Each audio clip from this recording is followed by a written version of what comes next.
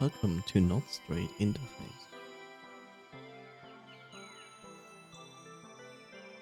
Experience Supplemental Fragment. Final Welcome.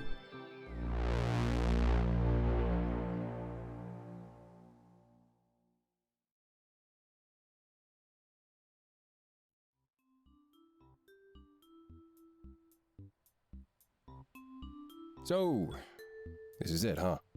Yep. Welcome to the group, Chiron. It's official now. You're... Dante, Taylor, stop.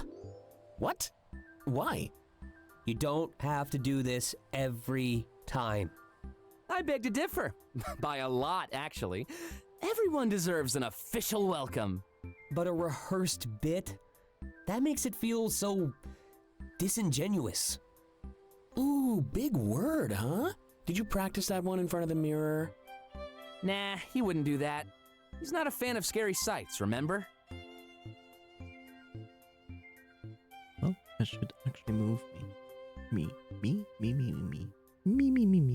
Yes, me.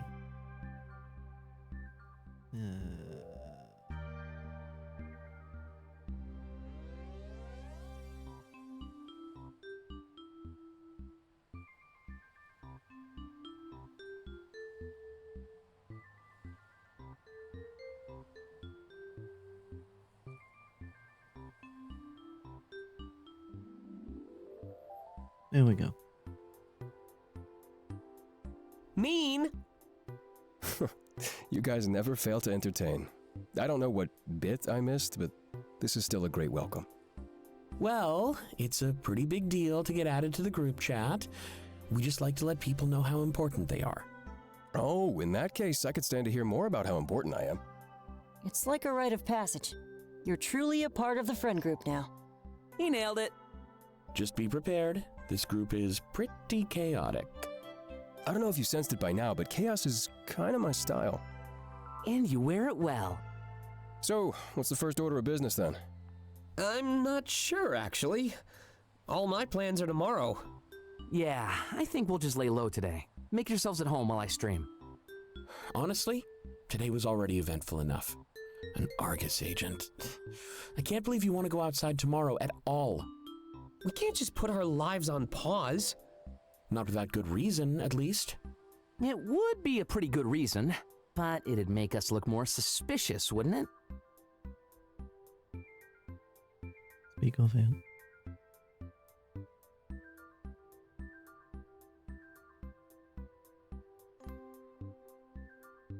There we go. How so? Hiding in general is pretty suspicious, but doing it right after Delta saw an agent? Makes it seem like we have something to be scared of. Yeah, we do, though. They don't have to know that. That's the whole point. Under the radar. Yeah, we just draw more attention by making big lifestyle changes. In this situation, under the radar just means living our lives like normal. Yeah, as normal as we can, while never splitting up. We were inseparable to begin with. Besides, you know you're my favorite place to be.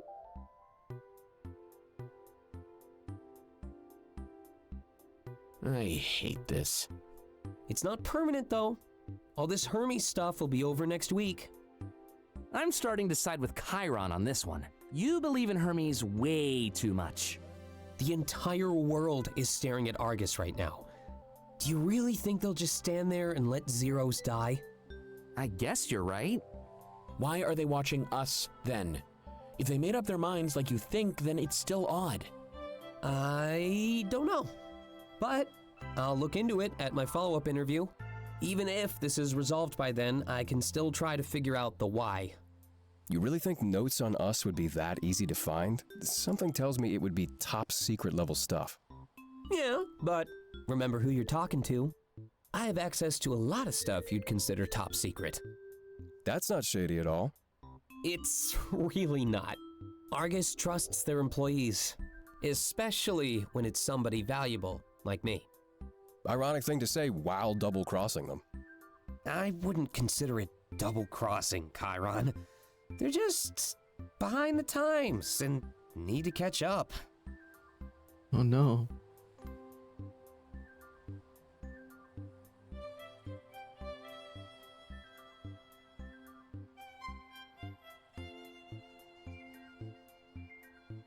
confused. Twitch gives me like strange metrics here. Weird.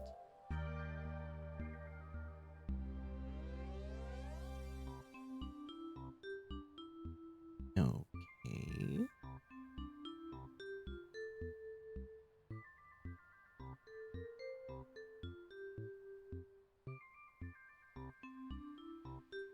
Okay, Twitch, whatever. Do what you want. Maybe. Wonder why they're so stubborn then. Trust me, it's hard to relinquish something you hold dear. They've been in charge for so long, they're totally out of touch. We just need to open their eyes to the world's needs. That just makes it even more ironic. All those eyes on the world, but keeping them closed?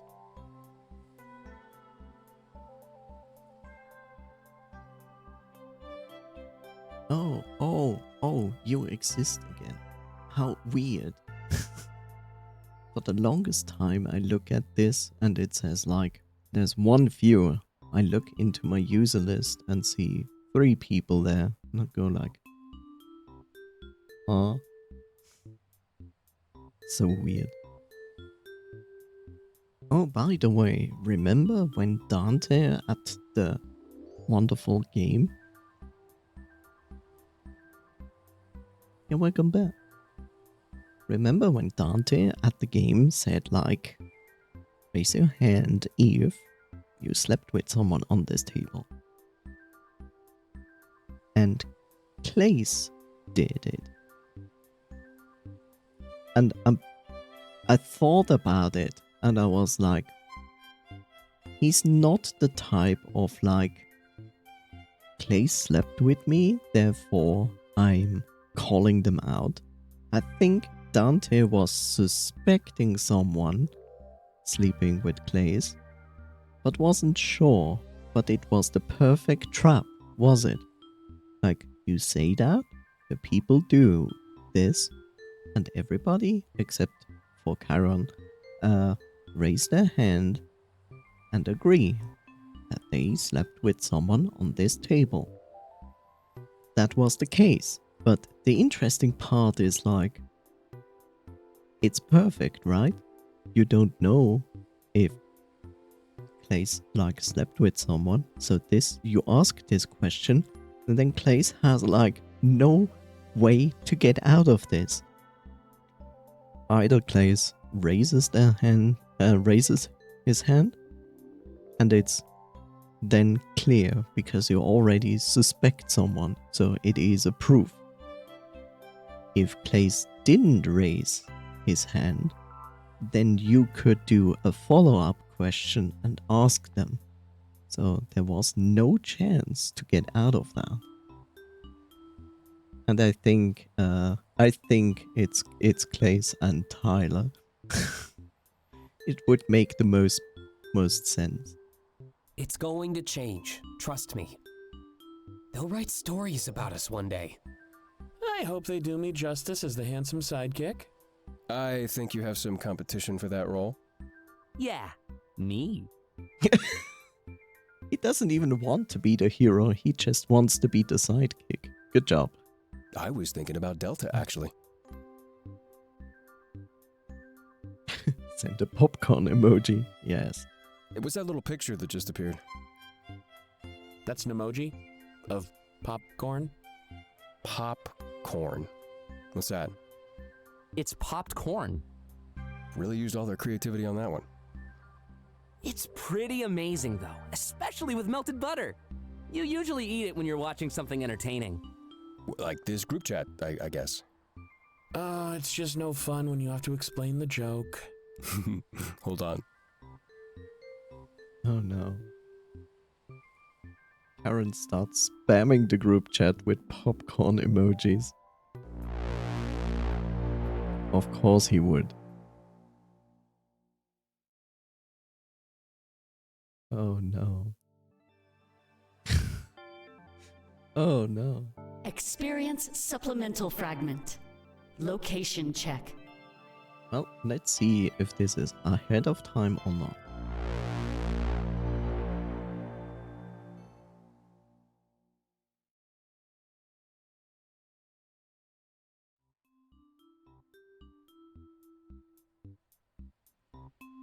Location check. Where's everyone at? I'm in your walls. But that's Coffee Siphon's thing. Living room. Living room? Isaac's room. I'm with Chiron. Ooh, are we interrupting any private time? You're always interrupting private time. Ouch! What about Delta?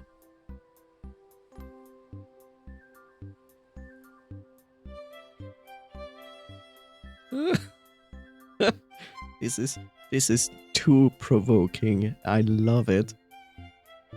In my bedroom. Wanna come join me? If you mean for a writing jam, sure. This whole paranoia thing is a real mood killer. Wait a minute. Where are you, Dante? In my room, obviously. You know I never leave. Getting some more writing done? Yeah, I'm really glad we can split up when we're at home. I could never write with all your prying eyes on me. So much for streaming the process. It was never gonna happen. What is the process, by the way? Is there a secret you could share? Ooh, fancy yourself an author? Well, I already kind of am. Really? The music? The lyrics? Oh, right. Been approached to write an autobiography, though. I considered it, but I wouldn't even know where to start. Is that why you're constantly writing in that diary? Oh yeah, of course. This is a pretty big trip for me, after all. Wait, you're writing about all of us? I sure am. Am I the only one who thinks that's a bad idea? Probably. Why would it be a bad idea? All the details? About everything? Like a tome of all this treason? I can see how that might be problematic, but remember, we're not gonna get caught. And when things end in favor of the Zeros, those will just be notes about how the world changed. I'm not writing about that kind of stuff, actually. I wouldn't do anything that could end up harming us. Is that a promise? On my life. It's red. I never like when something is red. Then consider my mind at ease. Anyway, Clace, I don't know if I can help. I'm more of a fiction writer than anything else. What's the difference? Real life is boring. He's correct. Let's face it, most things in real life is boring. Doesn't mean like life has no meaning or anything, but in comparison, why write about real life when you can write about anything, right?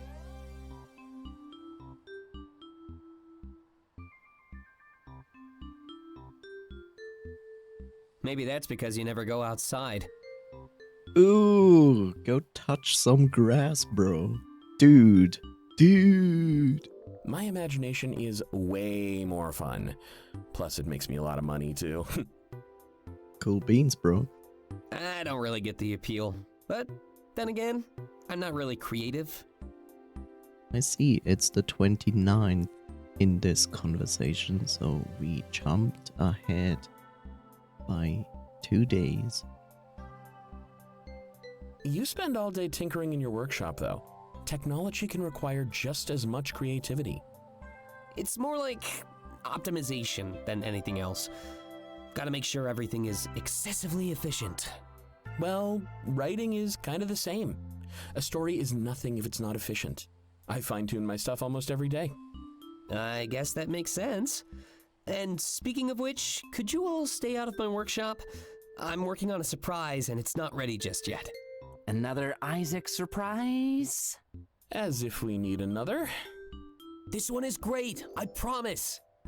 What is it exactly? He's not going to tell you. A secret? Shady. Well, at least you didn't use the House of Isaac line again. Would have been a decent callback, actually. The temptation was there, but I'll show you the surprise soon enough. As long as it doesn't make anything worse. Come on, how could things get any worse? Oh, you just jinxed it hardcore. Don't do that. Oh no, and even it stopped right there. That's even worse. Oh no. Oh no. Experience pivotal fragment. Laying low.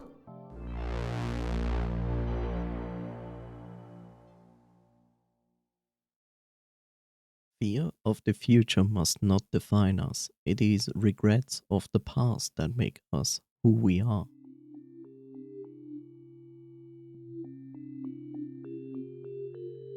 This is the first time we've all assembled at Taylor's place. But I know we've all been here at least once or twice on our own. I'm glad that these new developments didn't cause group panic. If anything, it was more like group caution, which was what we needed. Paranoia would do nothing but cloud our judgment and lead to failure. English. I have no idea what to do in the meantime, and everybody seems a little bit bored. Well, the quantum leap is in 3 days, and the anime convention is a few days later. I guess we can still have some fun while we lay low. And both events will have large crowds. It'll be easy to blend in when we leave our houses. But what do we do until then? That's the billion-dollar question. We could always binge more anime. I have a lot to watch before the con.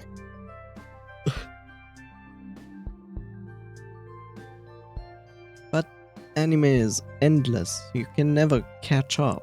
It's impossible. I wouldn't mind seeing what that's all about. It's kind of like our R&R campaign, but animated, right? Basically. There's a good idea too, though. We shouldn't neglect that campaign. As the GM, I'm inclined to agree. Oh no, we're going back to the dance. No better form of escapism than role-playing. And vodka. Or gummies. Oh, not the gummies. I like the sound of all these things. Who says the isolation has to be dull, right? Right. Well, I'm still a bit of an outlier here. Delta 2. We both need to leave the house. Why is that? Well, I have a job. Fair.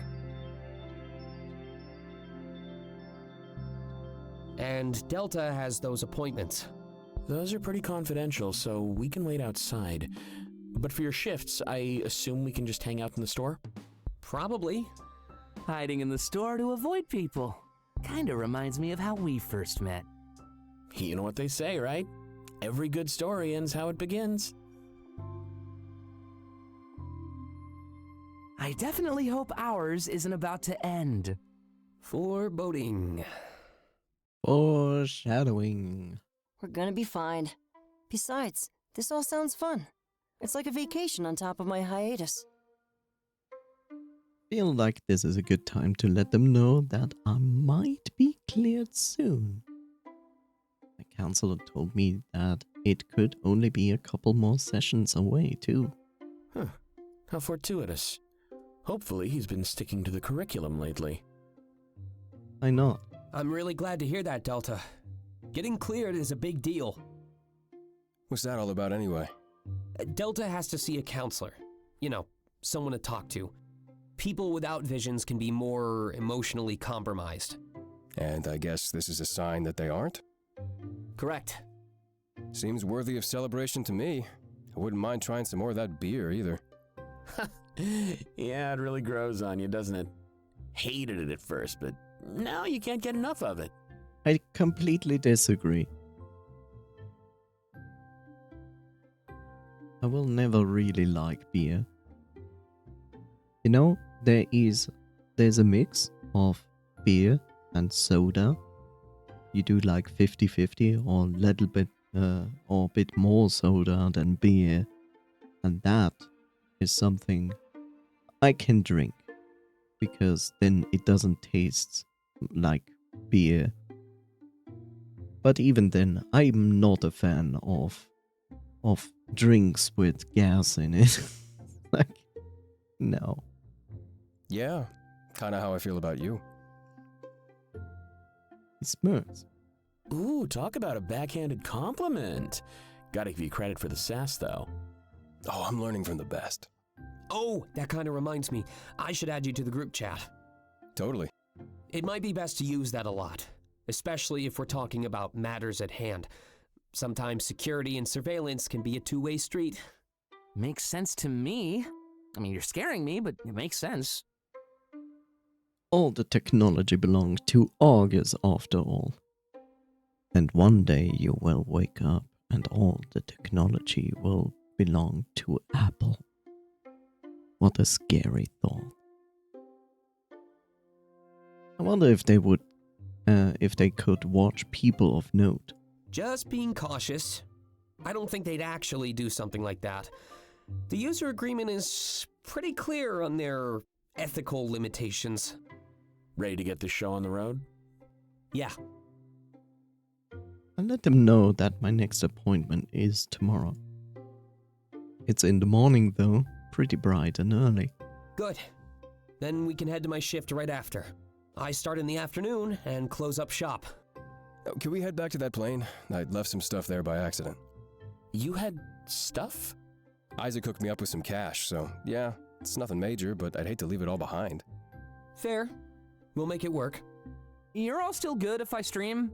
I was supposed to go live in a little bit. Go for it. We won't bother you. In fact, I might watch along. Yeah, today will probably be pretty boring. Let's get Chiron into the chat and waste some time. Finally.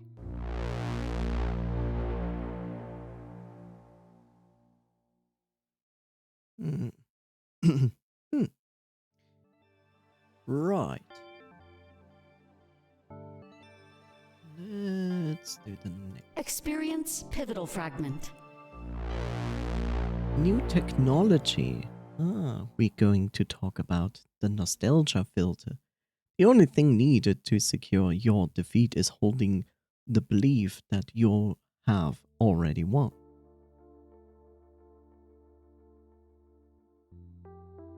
I didn't get much sleep at Taylor's last night, but I don't let it show. It wouldn't be worth letting my counselor see me like that 2 days in a row. He sits there scribbling notes in my file. He's been writing a lot about me. By now, the sight of that folder is ingrained in my mind. I know I'd never see what's inside, but the curiosity is killing me. Why is killing me red? Why is everything pointing towards total destruction? Not knowing what other people think about me, that's truly terrifying. Is it? Or you can just ignore it? Well then, Delta. Sorry for cutting our last appointment short. I received a rather peculiar phone call. Is everything okay? Of course, I just didn't expect what I heard. I'm not at liberty to discuss it, but just pay attention to the news. That's not ominous at all. Ominous at all. Where were we last time, by the way? We talked about my dreams. Ah, yes. Anything else? You mentioned nostalgia technology or something. Oh, right. Not sure it applies to us, but it's definitely interesting. If anything, it could be a good starting point for the day. He puts my file aside and gets more comfortable in his chair. Have you ever been aware that you were dreaming? While you were still in the dream, of course. Yes, every night. Quite the experience, isn't it? He smiles at me before continuing. The control that comes with it is enticing to many. In that state, you can do almost anything you desire. You can, but that's boring. Controlling your dreams is pretty exciting premise, yeah. But did you know that Komorebi is almost exactly like a dream? As far as the parts of your brain that are active, I mean. This new technology is simply a form of therapy. It could potentially induce these dreams on command. But because you're already dreaming, you can't experience Komorebi. This new technology is simply a form of therapy. It could potentially induce these dreams on command. But because you're already dreaming you can't experience Komorebi. That sounds weird. Escapism is quite a popular form of therapy, though, isn't it? In this case, they could escape to the safety of their minds. In my. Guess I didn't pay much attention to that report. Not many people did, so you aren't the odd one out. They called it nostalgia technology for one simple reason. People could form memories or even experience old ones free from visions.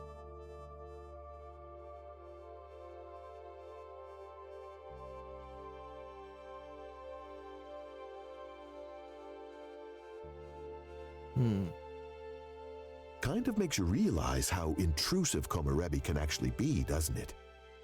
It seems like a lot of people would do anything for even a brief reprieve. Or in this case, invent entirely new forms of technology. That's all there really is to say, though. I didn't mean to go off on a tangent like that. It's fine. Makes me appreciate our differences even more. We must think alike, Delta. I was just about to mention that silver lining. We live lives that many people would love to have. But this kind of technology is just an idea at the moment. It could be decades away from coming to fruition, or in an extreme case, be deemed too unethical. Too unethical? Well, I'm not here to do worst-case scenario thinking, but access to the mind could easily be taken advantage of, especially if a third party found a way to hack the technology. I can't believe more people aren't talking about this. It's really weird. But our entire group wanted to skip that report. I guess a lot of others did as well. In our case, keeping up with the news is also the last thing on our minds. So there is a bit of controversy regarding it at the moment, but it's not too intense. Definitely not like the last time this happened. Last time? It's not very common for ethics to clash with technology. Normally, it's pretty clear what is or isn't off limits. Last time, it was the creation of AI. Yeah, welcome to today. Smile. Like the AI in our security systems and phones? Ah, wonderful future. That's just the thing, Delta. Those aren't examples of true AI. They're still bound by code and limitations. True AI would be far too unethical to create. At least, that's what we thought. You know that story, right? I don't actually. Please enlighten me. Well, you know how alluring the unknown can be. Argus actually created a true AI and held the switch in their hand. The entire world was debating whether or not they should turn it on. What would happen? Nobody knew. Given all that potential power, it could easily wipe us out. Or it could see some of our plights and come to our aid.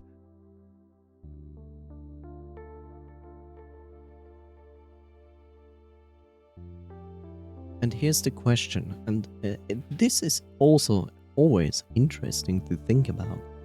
So, let's say you make a true AI. Why, in every case we ever talk about AI, be it in a movie form, series, any kind of media form we ever talked about AI, it's always connected to the outside. Why? Why would you not be so smart to understand if you create something like an AI, it has to be secluded from everything? Like, imagine one computer,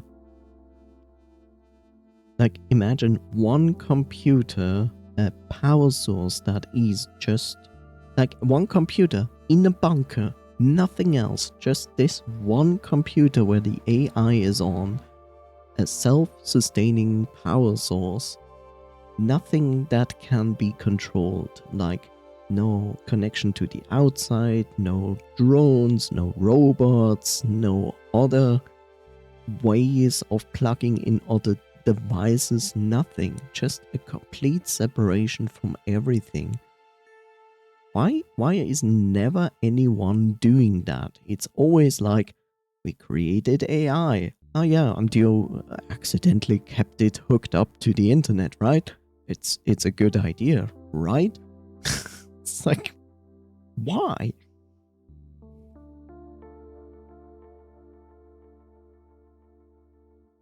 It's so weird.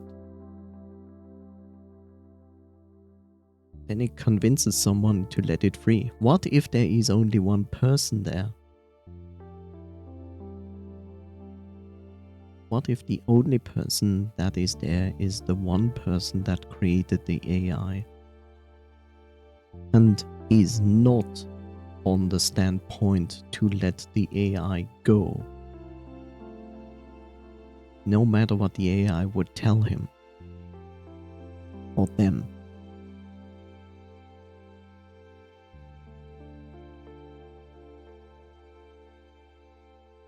You know, it's even more interesting. Why do we create an AI no matter what the circumstances are? Like, be it connected to the outside world or not. Why has never ever anyone thought about the idea creating an AI from the ground up, like a person? In the sense of like, everything that the AI experienced is extremely controlled and not connected to anything else. Point 1. Point 2. Why did nobody think about the idea to literally virtual reality an AI to see what an AI would be doing in specific circumstances? To see that it is secure to go to the next step. Like, nobody ever thought about that. Like, why? It's so strange.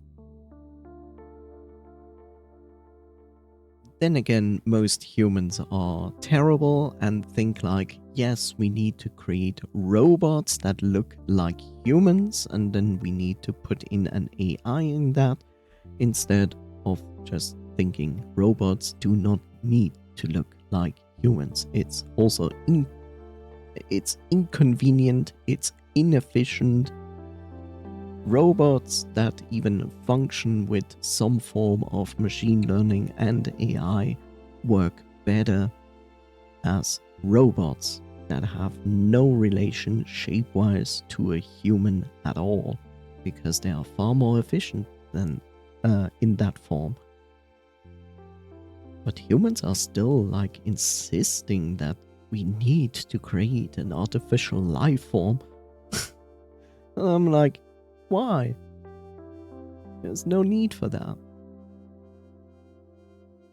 That only leads to one way, and we all know it. We all made movies 1,000 times about it, and it's never good. There was really no middle ground to speak of. It would be almost all-powerful and have free will, too. Everybody urged August not to flip that switch.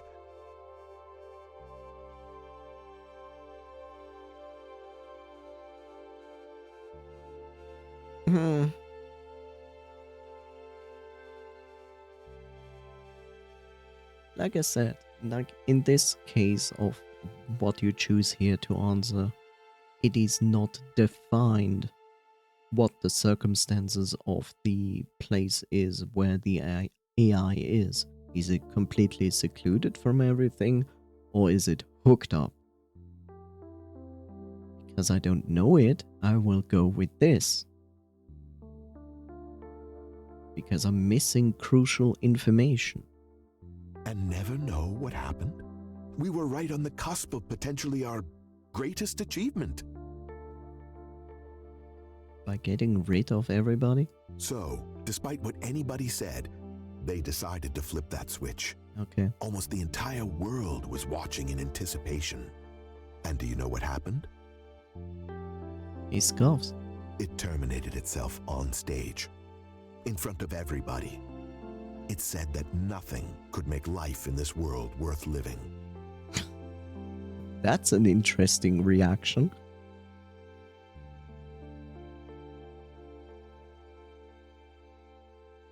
Wow. Can you believe that? All the power in the world. And not only power, but knowledge of everything. So I guess ignorance truly is bliss. Because apparently the alternative just isn't worth it. So what's in our phones and security systems then? It's derivative of that original AI, but almost shackled in a way. It doesn't have the power to do what it wants. Just what August tells it to. So it's more like a prisoner then. With that logic, we're prisoners too. As much as people would like to think, we don't truly have free will. We're still bound by our own social, physical, and emotional constraints. That is absolutely true. Much like that AI is now shackled by its own. But I'd argue that we're better off. If we could do whatever we wanted, well, I think we'd put ourselves down the path of self-destruction all the same. Not entirely.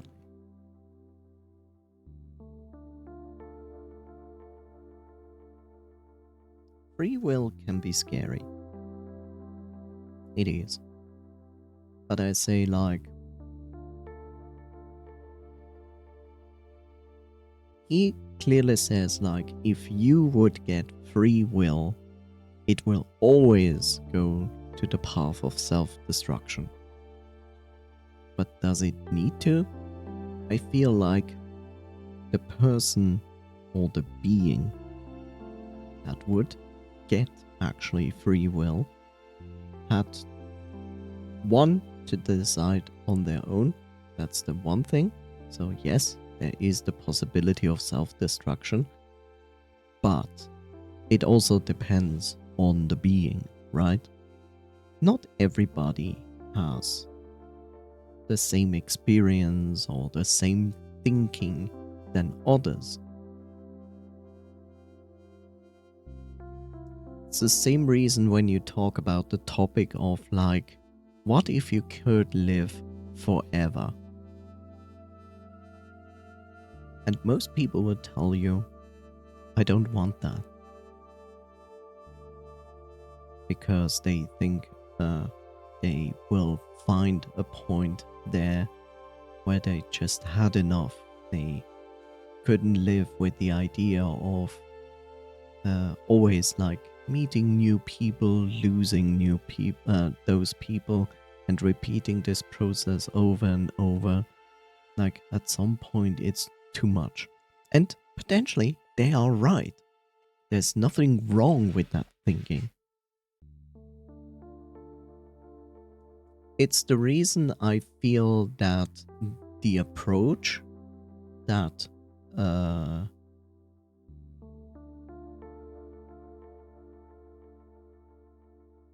what was his name?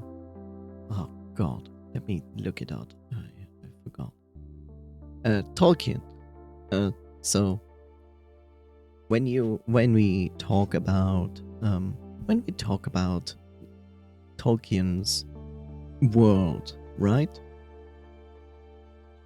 It's very interesting because he approached this topic as well. Probably didn't really thought about it in this way when he created, but in Tolkien's world, there are elves. But the interesting part about the elves in his world is they are what is the word? Undying. They basically live forever, right? So elves live forever. But the interesting part is they get born, they are babies, they are children, and then they become adults. And yes, they even can I'm not even sure. I never saw an actual real old elf in that world. So they become adults, and then from there on, they're basically staying adults forever. And yes, they live forever. But there's one thing that what is the word for forever living?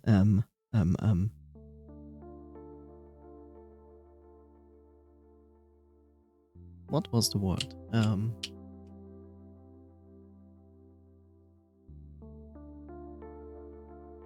Not undying.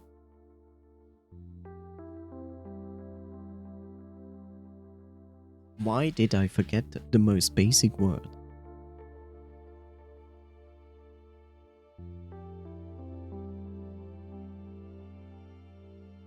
Immortal. Yeah, there we go. So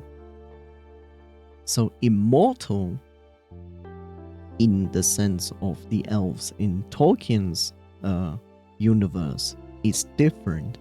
They are immortal in the sense they do not die of age, but they are not invincible. You can kill an elf, and many elves die in the stories of Tolkien. And I feel like that's a far better approach to the entire thing, because in one way they give you immortality and say like, okay, you're gonna live as long as you live, but at the same time you can die because of lethal circumstances. And I like this approach better, because when you just talk about immortality, you cannot just say like, just because I'm immortal, I will never die. That's not what immortality implies. It just means you will not die by age. So, I always find this really funny when people go like, I wish for immortality. And I'm like, that's good. Will you also wish for indestructibility? Like invincibility? Something like that along with it? Because otherwise, you still can die. You will not age, but you will also be able to die with just immortality. So yeah.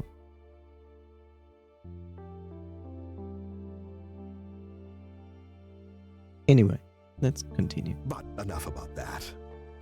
These sessions are turning into casual conversations, aren't they? That's a pretty good sign. I think I might only need one more. Yay! He opens my file and inspects it for a moment. I know you'll be busy on New Year's Eve. How about we have our final appointment next week? I go. How did you know I was busy on New Year's Eve? I mean, it's a general assumption. I think it's not like that strange to say that. An educated guess, given what you've told me about your friends. I didn't think they'd pass up the opportunity to celebrate. Yeah. That's fair. How about we meet on the 1st? We can say our farewells and start the year fresh. Sounds good to me. How about on the 1st? Like... Right. You have people... Like, you have people celebrating the new year. They stay up. They get drunk. They do it like 4 times, as we planned. And right on the next day, he wants to have this appointment. That is like the dumbest shit I've ever heard. Like, at least make a few days between New Year and the appointment. Like, just next day? That's horrible. Thank you, Bob.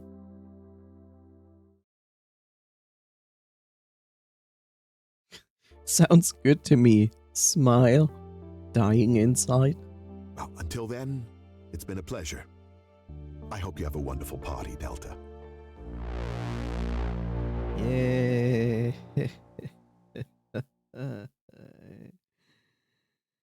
Woo.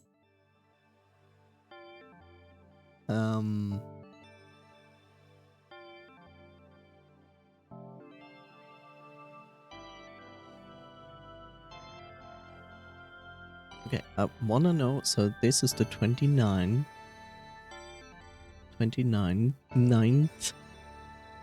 Let me first see what this is. Experience supplemental fragment.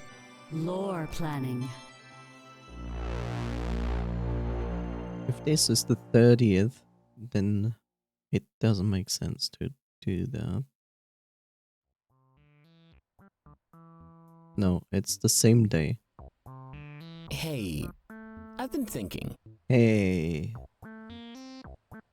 It's hey time. Wait, didn't I just... I'm sorry. What day You have was already that? experienced. Yeah, and?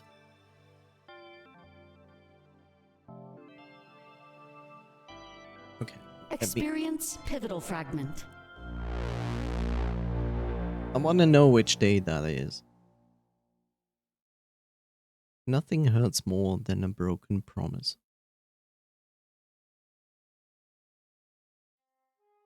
Which day is this? 31. Okay.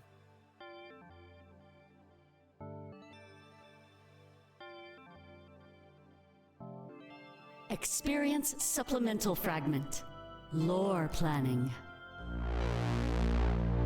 Okay, then it makes sense to do this first.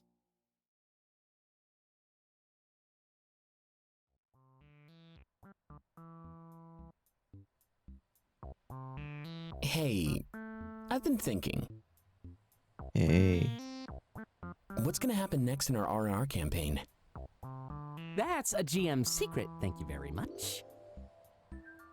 Don't tell me you already have it planned. I have it down to a science. You're not supposed to do that. Huh? A good GM lets their players build the story. You roll with what they give you. It's basically improv.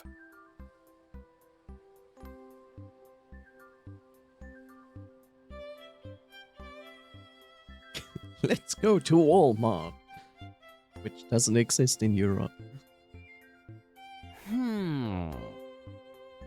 He's right, you know. Like, what if I betrayed Dante and killed him? Any story arcs you had planned would be totally shot. Grim hypothetical, but it works. You have to be ready for anything, Taylor. For some reason, I don't believe you. You're a novelist. There's no way you can wing your stories. It's kind of half and half. You can try your best to guide us down your chosen path, but at the end of the day, we're still able to forge our own. I'm casting Magic Missile at our GM. Roll a die. Kinda reminds me of real life. We have Komorebi, but a lot of us defy our visions. Yeah, it's exactly like that. Kind of reminds me of Argus's slogan. Our future, your way. I always thought that sounded so... ominous. Not really. I think it's more of an optimism thing. One person can change the world for everybody. Makes sense that you'd see it that way. What's that supposed to mean? It's a compliment, Isaac.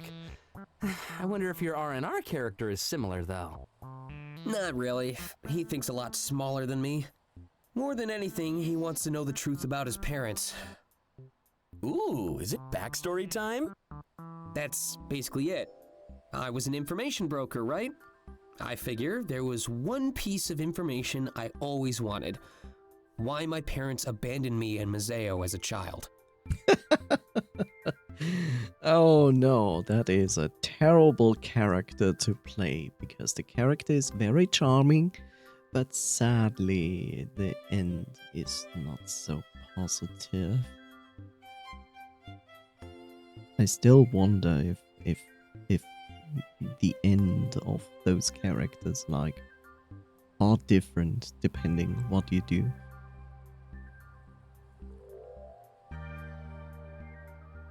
Also, the One Piece. Okay, this is great stuff. I think I can weave it into the story. What about my backstory? Right now, I feel like more of an archetype. I wouldn't mind having a cool story too. You do. You get buff, boy. Get a big sword. An interesting tattoo. I actually already thought of mine. Ooh, wanna share with the class? I think I want to use my influence and shape Mazeo. I'm already the Elder of Valenorth, right?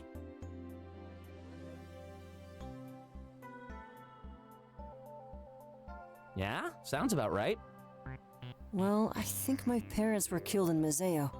It makes me want to change the nation, make it safer. That way, nobody else has to go through what I did. Pretty tragic. What about mine? I was in charge of the rebellion, right?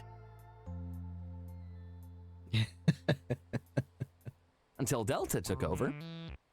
Well, I like to think that I lost my mentor figure. He was the leader before me, and I had to fill his shoes, but I'm inexperienced and struggle with adapting.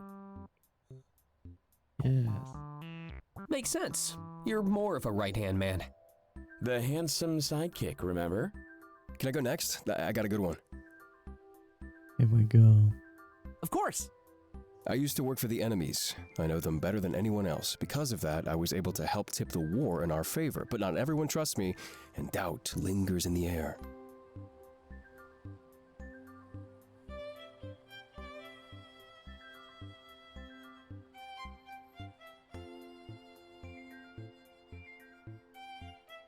So he plays Sovi instead? Once a traitor, always a traitor, right? Is that even a saying? It is now. We're quite the interesting group, huh? I wonder what Delta's backstory would be. I am one of 3 people calling myself the Triumvirate. We should ask them after their appointment. If we get to choose our history, then so should they. This is starting to get complicated. How am I supposed to balance all these threads? Just go with the flow, like you do with your chat. You may be streaming, but they're in control. That's a metaphor, right? Something like that. You're gonna be fine, Taylor. Don't worry. I'll try, but if I need help, I'll ask. Of course. We're all in this together now. Fighting against fate both on and off the board. Kinda cool how our goals are similar no matter what lives we live. You know what they say, art imitates life. No pressure there.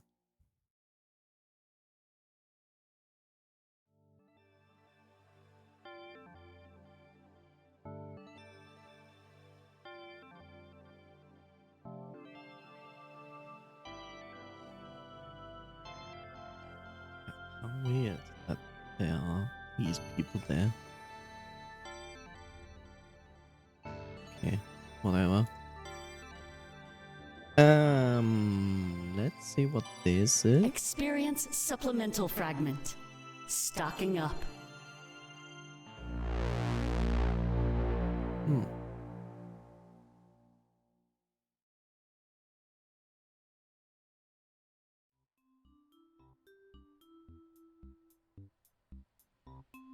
All right, I'm in the store. I know. I can see you. Always taking time to sneak a peek, huh? Well, this time, it's out of concern for your safety. Oh no. Wait, do you normally not care about my safety? Isaac, don't answer that question. What are you, his lawyer? I'm going to take his advice. Using the chat like this feels so weird. I mean, we're basically all in the same room.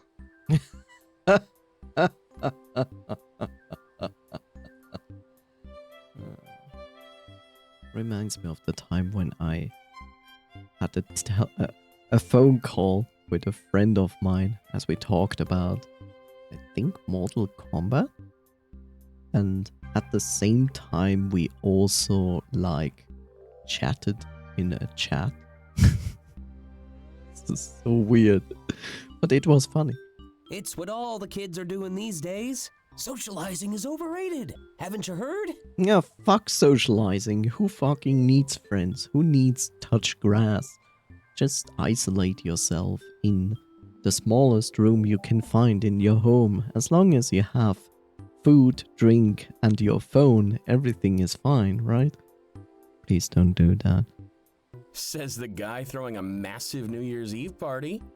Ah, you got me there. It won't be much fun without all the snacks, though. We should stick to the plan and tell Taylor what to get. Don't worry, I'm gonna be at the party either way.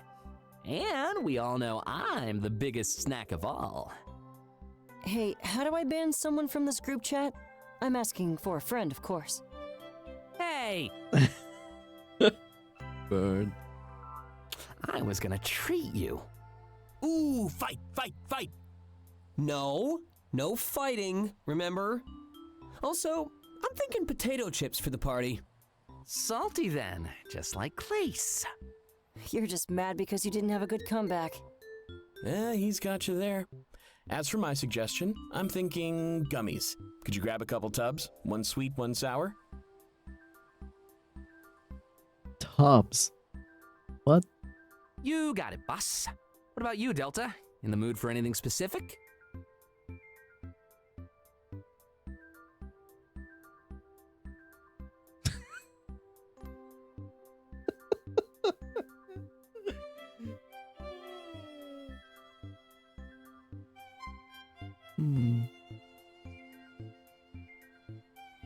All of the above answers are boring. I just need to pick the last one. Make this interesting. Let's create some chaos. For you, always. Good to see somebody appreciates my humor. Oh, I have a suggestion. I want something I couldn't get on the colony. Surprise me, but make it something new. That's actually a great suggestion. I like your sense of wonder, Chiron. Well, it doesn't really narrow it down. Practically everything in the city is new to me. I was just trying to give you the hardest possible decision. Moment ruined.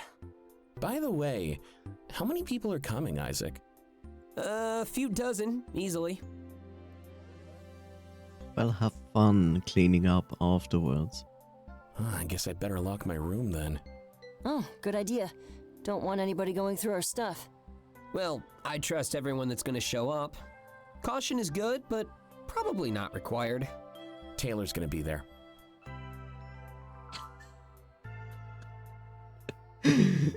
Ouch. Lock everything up.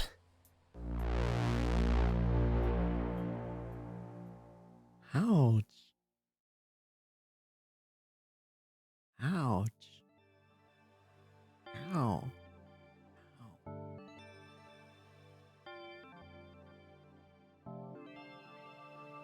Experience supplemental fragment. Last minute worries. I mean, this is going to be on the 31st. So will those, like, keep going from there? So this should be still before, or at least on the 31st. Is it English? England.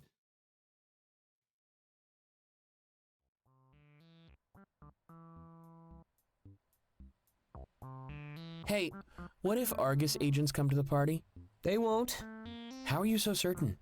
Well, we can turn away people at the door. After we scan them, it'll list their career. You probably shouldn't let anyone with a low score in either. Aside from me, I hope. Aside from you. Don't worry, I'll make sure there's a good crowd. I'm not about to do any reckless things here.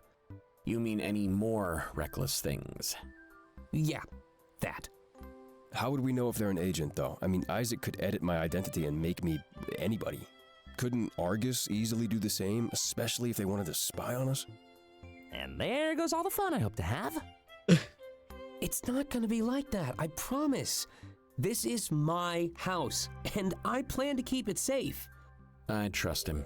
Otherwise, you'll just be paranoid all night. We're supposed to let loose and ring in the new year. Yeah. New year, new beginning. I just hope it's a good beginning. It'll be the best. Yeah, only a matter of time until you're passed out on the floor. At least carry me to the couch if that happens. After drawing on your face, of course. Wouldn't have it any other way. Hold on, let's back up for a second. We should still have a contingency plan, right? Couldn't hurt. You mean like the karaoke thing?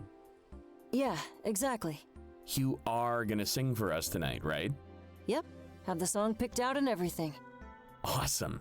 This time, I won't miss it. You were talking about a plan, though? Oh, right. I know you think we'll be safe, and I trust you. But I don't think we should let our guard down. That's just what they'd want. What do you think we should do? Well, we'll be spread out, so we should use the group chat. And because of that, we don't really need discretion. How about we just be up front? It's only the 6 of us in there anyway. Works for me. Oh, and make sure nobody enters my workshop. I think we can all band together and keep this place safe. Same goes for my room. And mine. And mine. Yeah, personal spaces are a top priority. I'll make sure to be on the lookout. This is actually kind of cool. How so? Almost feels like we're secret agents. Nobody knows what we're really up to here. Let's do our best to keep it that way. You ready to start setting up? Yeah, for sure. Time is running out.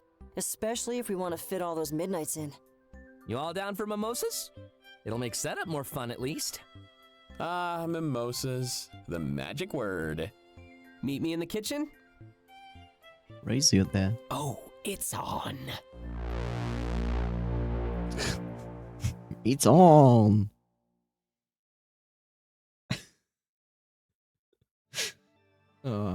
It's on.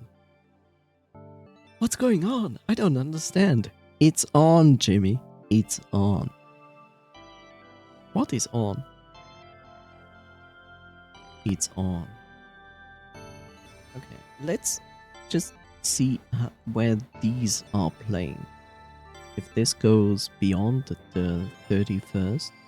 Experience supplemental fragment. Retracing steps. Let's have a look. In the worst case, I load it.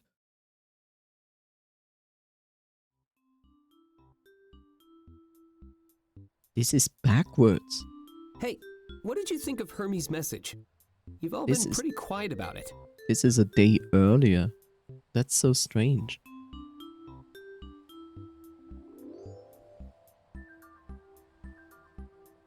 Okay, this is spoiler.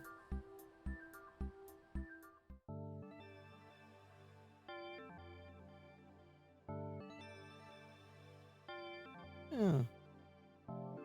Any wish here in the middle? Any wish? Any wish?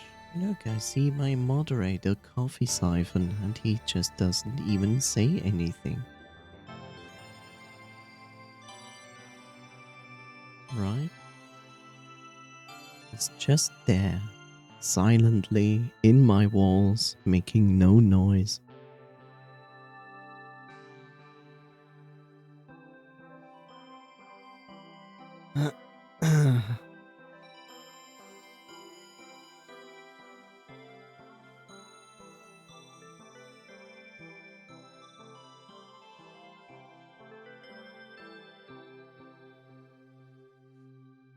Chat is like dead. Like Coffee Siphon doesn't react. Probably is AFK, which is a potential. Then we have Viv Noise. Viv Noise lives and says I say. This will become available in future fragments. Cool. If I see this correctly, all of them are grey except for Chiron. I think only Chiron is available. Experience heart-to-heart fragment. Chiron 2. Yeah. Guess we have to do this.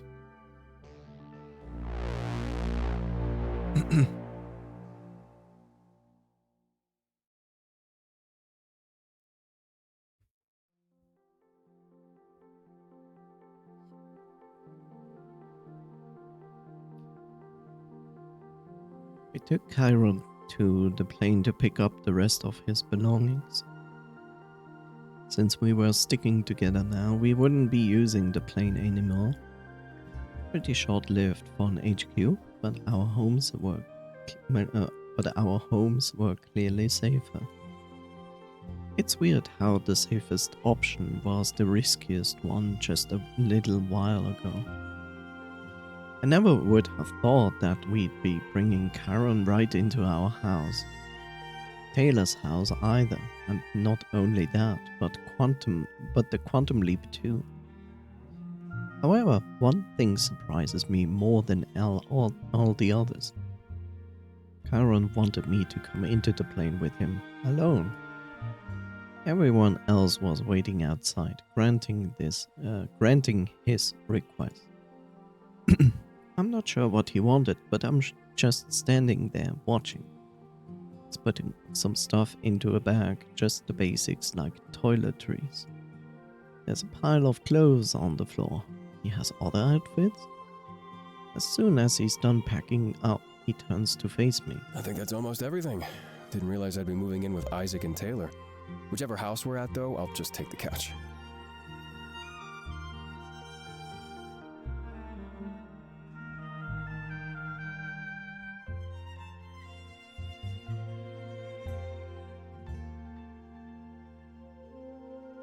Oh, very nice. Do you want to make a choice?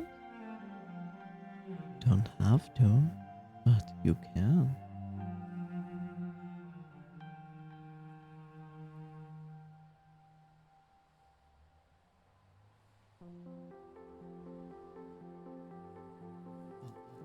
What am I going to cook today?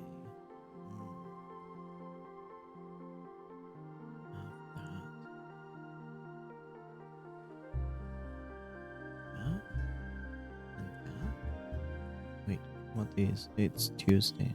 Tuesday, Wednesday.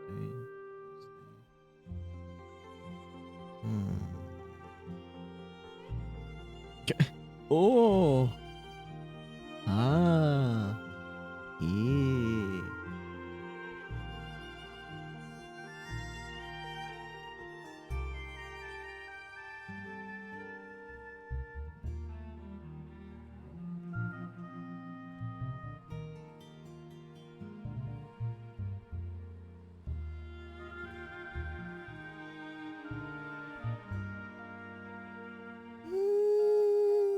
I think I know what I'm going to cook.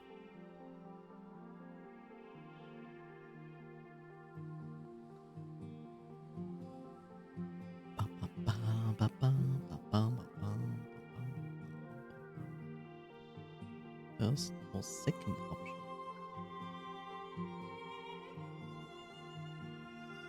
No. I don't mind sharing my bed with you, actually. Ooh, bold. But that's good. You never get what you want by being timid. That's part of why I'm in the city to begin with. He shrugs before quickly changing the topic. Anyway, I guess you're wondering why I asked you here. Do you think they can hear us from out there? Shake my head. They definitely can't. Good. I just wanted to spend some time alone with you. Yeah, I think you're the only level-headed one in the group. I wonder why he think that. Remember, Delta, you gave me that apple. Your friends were mumbling like idiots about how to deal with me.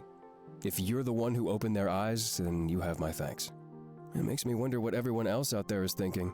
I mean, public opinion is currently against Argus, right? Why is barely anyone else helping out? My colony is out there starving on your streets. If everyone banded together, they could easily overthrow Argus. I guess everyone is just scared to be the first to take action. But at that point, it might not even matter anymore. The actions of one person ripple and cascade. The first doesn't matter if an avalanche follows. He's right. I guess technically I was the first. My actions could have led to Isaac's actions. If Cypher saw their blueprint worked, then they might spring into action. It's a little odd to think that I might be the inciting incident in all of this change. I vocalize the thought and Chiron scoffs like he thinks I'm stupid. Nobody saw you give me that apple, though. If it happened out in the open, maybe others would have followed suit. I think that's all it'd take. One grand gesture to push others forward. Isn't that what Cypher plans to do next week? If it's not too late by then, yeah. Even if 1-0 dies, that's too much. And they're getting close. Have you taken a look? Especially the children. When we first arrived, they were filled with wonder. Now they look so weak and famished. It kills me. But they must be getting food from somewhere, though. It's been a couple of weeks since we came to the city. Everyone who helps must be helping in secret. But it's clearly not enough, and the adults clearly prioritize the children. That just means the caregivers might be the first to die. I don't think it will come to that. Hermes needs to say something then. An ultimatum, but such a vague deadline? Maybe that's why Argus is taking their time. It's true, Hermes mentioned next week. A specific deadline might make the things more urgent. But Argus must be planning something behind the scenes. What if they just don't care? If they could wait for Cypher to act, then take everyone down. Cypher's mods seem to be undetectable. That's too convenient. Too easy. Cypher isn't the first organization to try. They might succeed. You mean people have tried this before? I tell him what Clays told me, but ask him not to repeat it. Previous rebel groups seemed to disappear without a trace. Really? I nod. Then you think Cypher would be gone by now? That's a good sign. Thanks for telling me, Delta. It's true. Based on the past, Cypher would be gone by now. But they still seem to be active and doing more than any other group in the past. The fact that Isaac used their technology is proof enough of all of that. Then let's just hope this stalemate ends soon. I can't stand just not knowing what's gonna happen. Things are so hectic compared to life back home. If things go well, this might end up being home for him. Fingers crossed, I guess. I knew you'd talk some sense into me, Delta. You're the best one of the bunch. I know it. He holds out his paw, offering to shake mine. I shake his, but all of a sudden he pulls me forward. My body is close to his, and we're almost face to face. But I know you feel the same way. About sharing that bed? Let's see what happens on New Year's Eve. I can feel his hot breath land on me as he speaks. Then he lets go, and I stumble back a couple steps. I guess that's it then. I nod, and he grabs his packed-up bag. We begin walk toward the exit, but he stops in his tracks. Turns around to face me like he's nervous. I wanted to apologize for pointing fingers. Everything going on just made me a little paranoid. Him and me both. I tell him that it's fine. Well, it's not like I was paranoid over nothing. I heard something, and I'm just not sure if I should repeat it. Well, you know, well, now you kinda have to. Is that how it works? It's how it works, yeah. Well, it's Clace. I heard him on the phone. He was saying stuff about how it's all going well. He was probably just talking about his hiatus. Yeah, well, I thought so too, but then he said, no, they don't know. Like he's keeping some sort of secret. That is quite concerning. But I'm sure there's some context we are lacking. Maybe. Sure didn't help my anxiety. But I guess that's it. We're good to go. Start to leave the plane, but that thought lingers on my mind. It's all going well. No, they don't know. Normally I wouldn't worry, but it seems really odd. Especially combined with how he's always staring at us, taking notes. He says it's just his diary, but part of me is starting to question things. Could he be hiding something? I shrug, realizing it's not good to doubt my friends. But this time, when I shrug, the paranoia remains.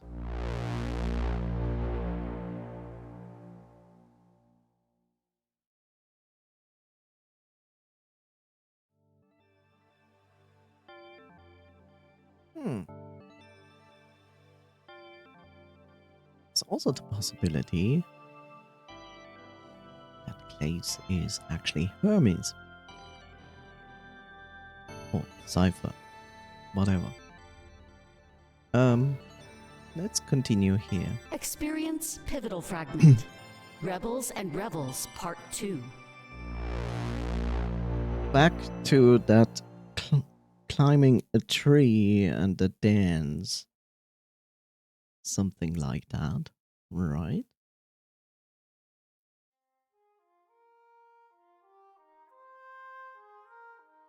You sneak into the cove currently used by the Thorns. Their operation is much larger than anticipated and bustling with activity. However, this place seems familiar to one of you. Previous recon may end up being invaluable to your cause. Hey, I know this place. You do? Yeah, my parents used to operate out of here. Unfortunately, they died when the Triumvirate attacked Mazeo. Your parents were information brokers? Pirates, actually. Guess the apple fell far from the tree.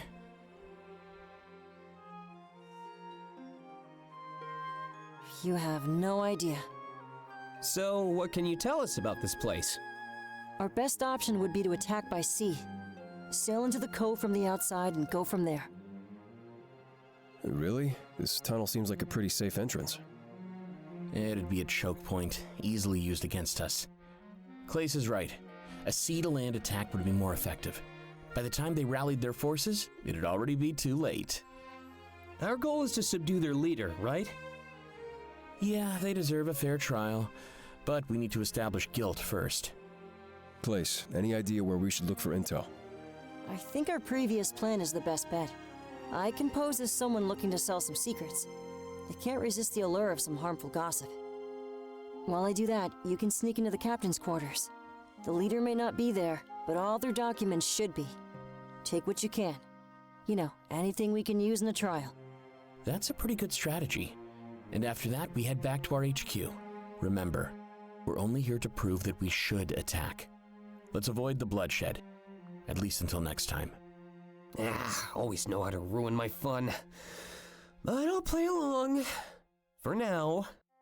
What should the monarch do then? Everyone looks at me. I think they should come with me. I'll need that silver tongue to help with negotiations. No, it's too risky. A lot of people know what they look like. It'd be best if they stick to the shadows. To the captain's quarters then? I think so, yeah? There's no safe option. What do you think, Monarch? Mm.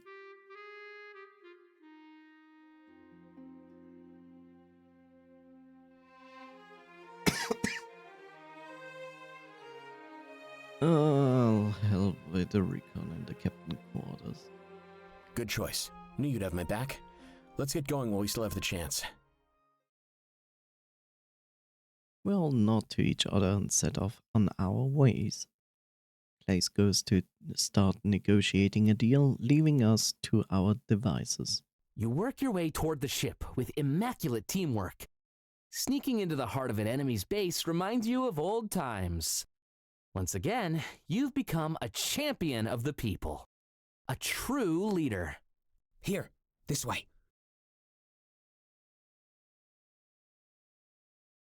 Isaac leads you all onto the ship, and you enter with caution.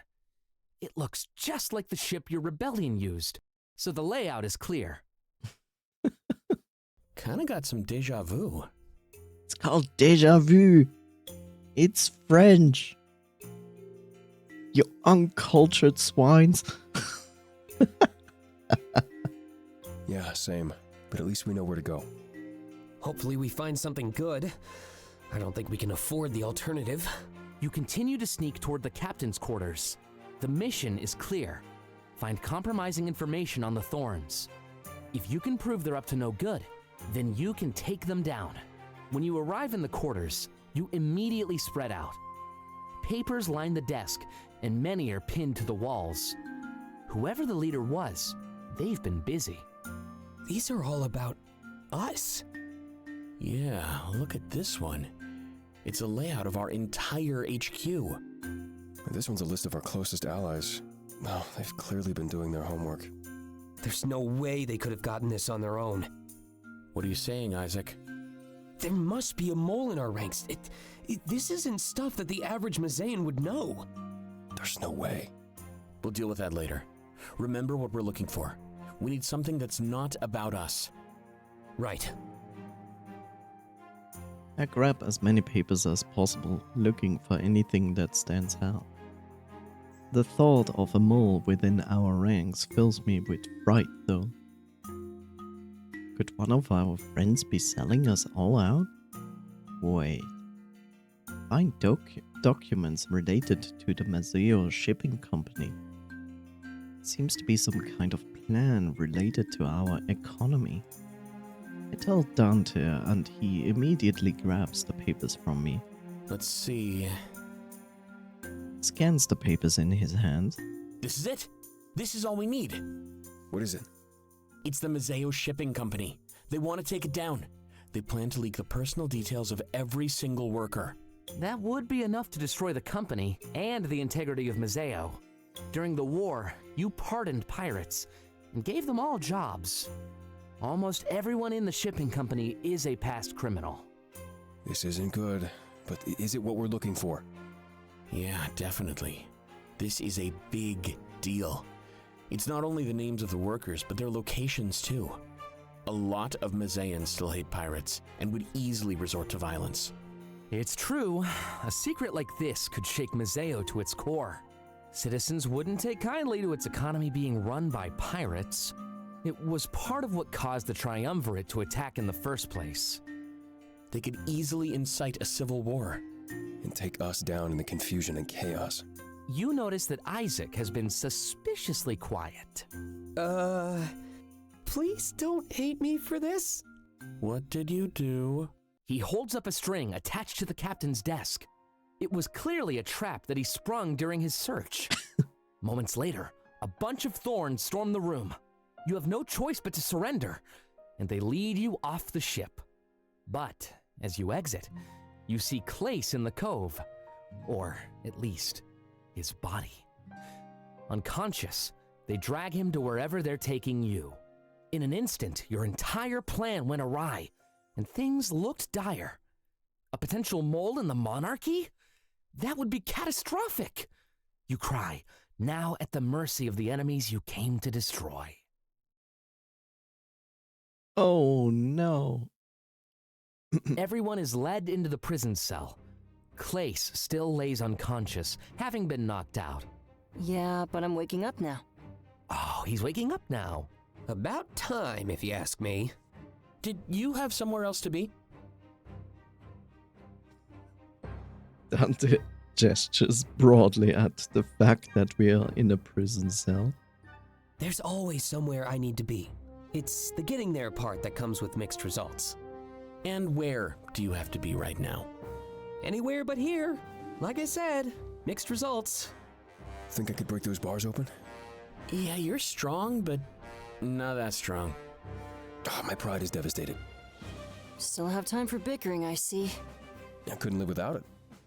Aren't there more important matters at hand? Right. We should get you up to speed.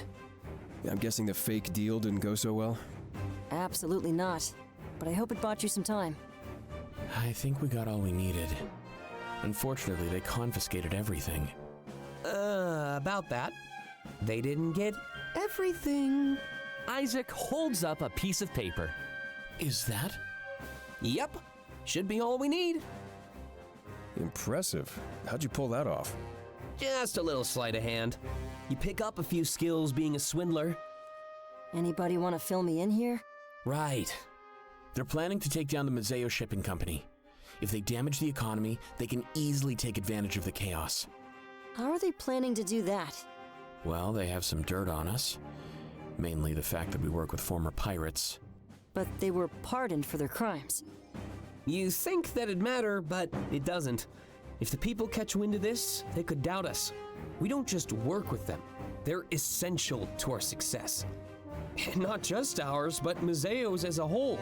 Their sailing mastery, their effective trade routes, there was a reason we pardoned them and put them to work. It's true, during the war we formed a treaty with the pirates.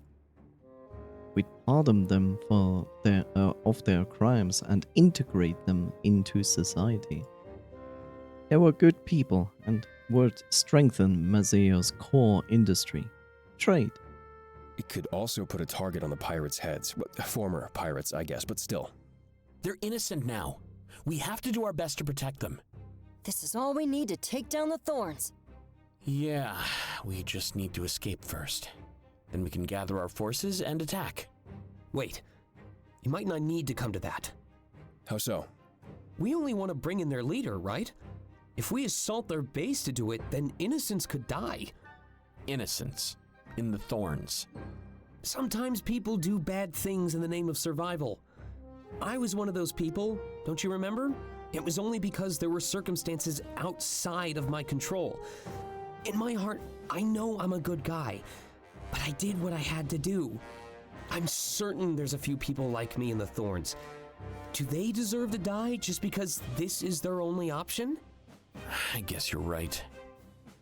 We could probably even make use of their skill. Legitimize them, like we did with the pirates. Let's not get ahead of ourselves here. There's not much we can do behind bars. We should make some noise and get the guards here. I'll see if I can arrange a meeting with their leader. A meeting? More like aggressive negotiations. I can show them this paper and demand their surrender. They're planning irreparable damage to Mazaean society. Yes, that that sounds like a sound-proof plan to show them the paper that is the only danger to them that they can just take away from you. And what's worse, it's damage that they can profit from. They don't care who gets hurt as long as they win. That's what separates us. Mercy. How do you plan on arranging a meeting? I'll tell them who I am, what I've done. I can let my reputation speak for itself. Maybe you can find out if there's any moles in our ranks. All that information they had on us. Oh, there must be. Yeah, we'll bring in their leader and learn about their operation.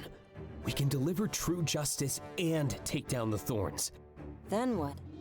We'll give their leader a little lesson in mercy. Right.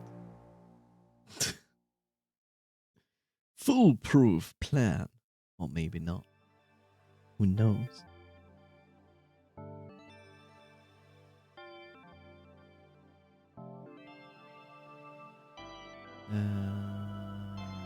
That's the store. I guess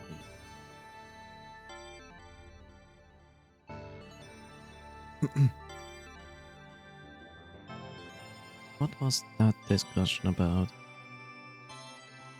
Right. Experience pivotal fragment. Interrupted programming.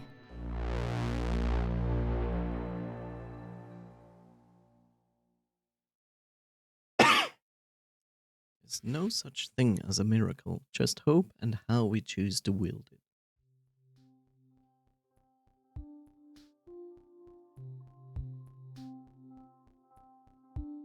We head right to Isaac's work after our brief trip to the plane. It was kind of odd to say goodbye to that place. It was supposed to be our HQ.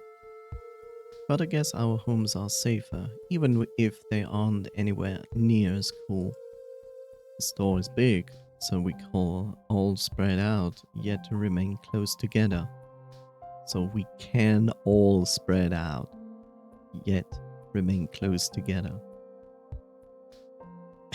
Nice Apple store. Everyone's essentials are packed into the bag they are carrying with them. But it's inconspicuous. Messenger bags, laptop bags, dentist laptop bag.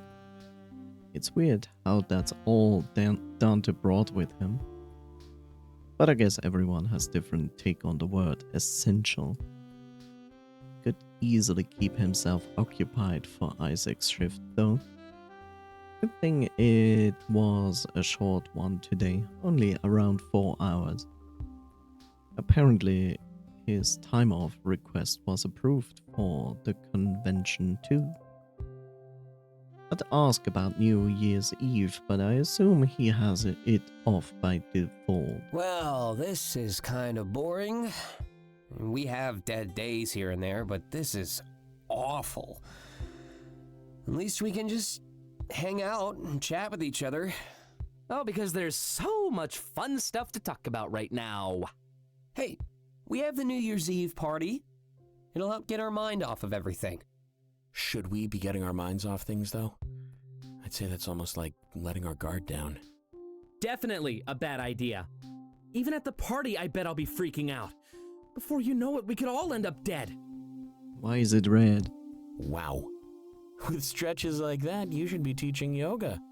We're gonna be fine. Don't let this sabotage our fun. Thanks. I'll do my best, Dante. And just so you know, I am pretty flexible. Smile. There we go. Back to our regularly scheduled tailor. So, what exactly happens on New Year's Eve? I know about the whole 4 midnights thing, but what else? You'll have to ask someone else. I can never remember. That actually says it all. Are we gonna play the Leave It Behind game? I'm down. What's that? Well, you get to do something you might regret. Confess something, like your feelings, or do something risky. If it ends up going well, then everything is fine. But if not, then you get to leave it behind when you enter the new year. Sounds like you just want to escape consequences. Bingo! I think we're all getting pretty good at that. Speaking of which, we need to stock up on snacks. Want to go pick some up for us? The Connected Store has everything, and we can still keep an eye on you. We're gonna go and print your chips now. Gonna print a bag of chips for you? Sure, but we'll need to make a list. I feel like letting loose at the party. I'll probably just eat everything in sight. Wouldn't that be too many calories? Aren't you supposed to watch your diet? No, it's fine. I'll overthink it off later. I overthink it off later. Wow. Imagine instead of being active and doing something good for yourself, it's like, I don't like activity. Instead, I'm just going to overthink things and therefore I'm going to burn more calories. Which is kind of funny, and now I'm actually asking myself, what if you are overthinking things? Are you burning actually more calories? Because the brain is still like eating like what, 30% of your daily calories? Before the conversation continues, his phone rings. Oh, sorry. I kinda have to get this one. No worries. Not like we have much else to do. Picks up his phone and walks out of earshot. Suddenly I think of what Karen told me on the plane. I wonder who he's talking to and what he's telling them. The fact he keeps glancing back at us isn't helping. Everyone seems to be taking important calls these days. First my counselor, and now Clay's? Interesting. Anyway, where were we? Before I can finish, all the TVs in the store go black in unison. Unison.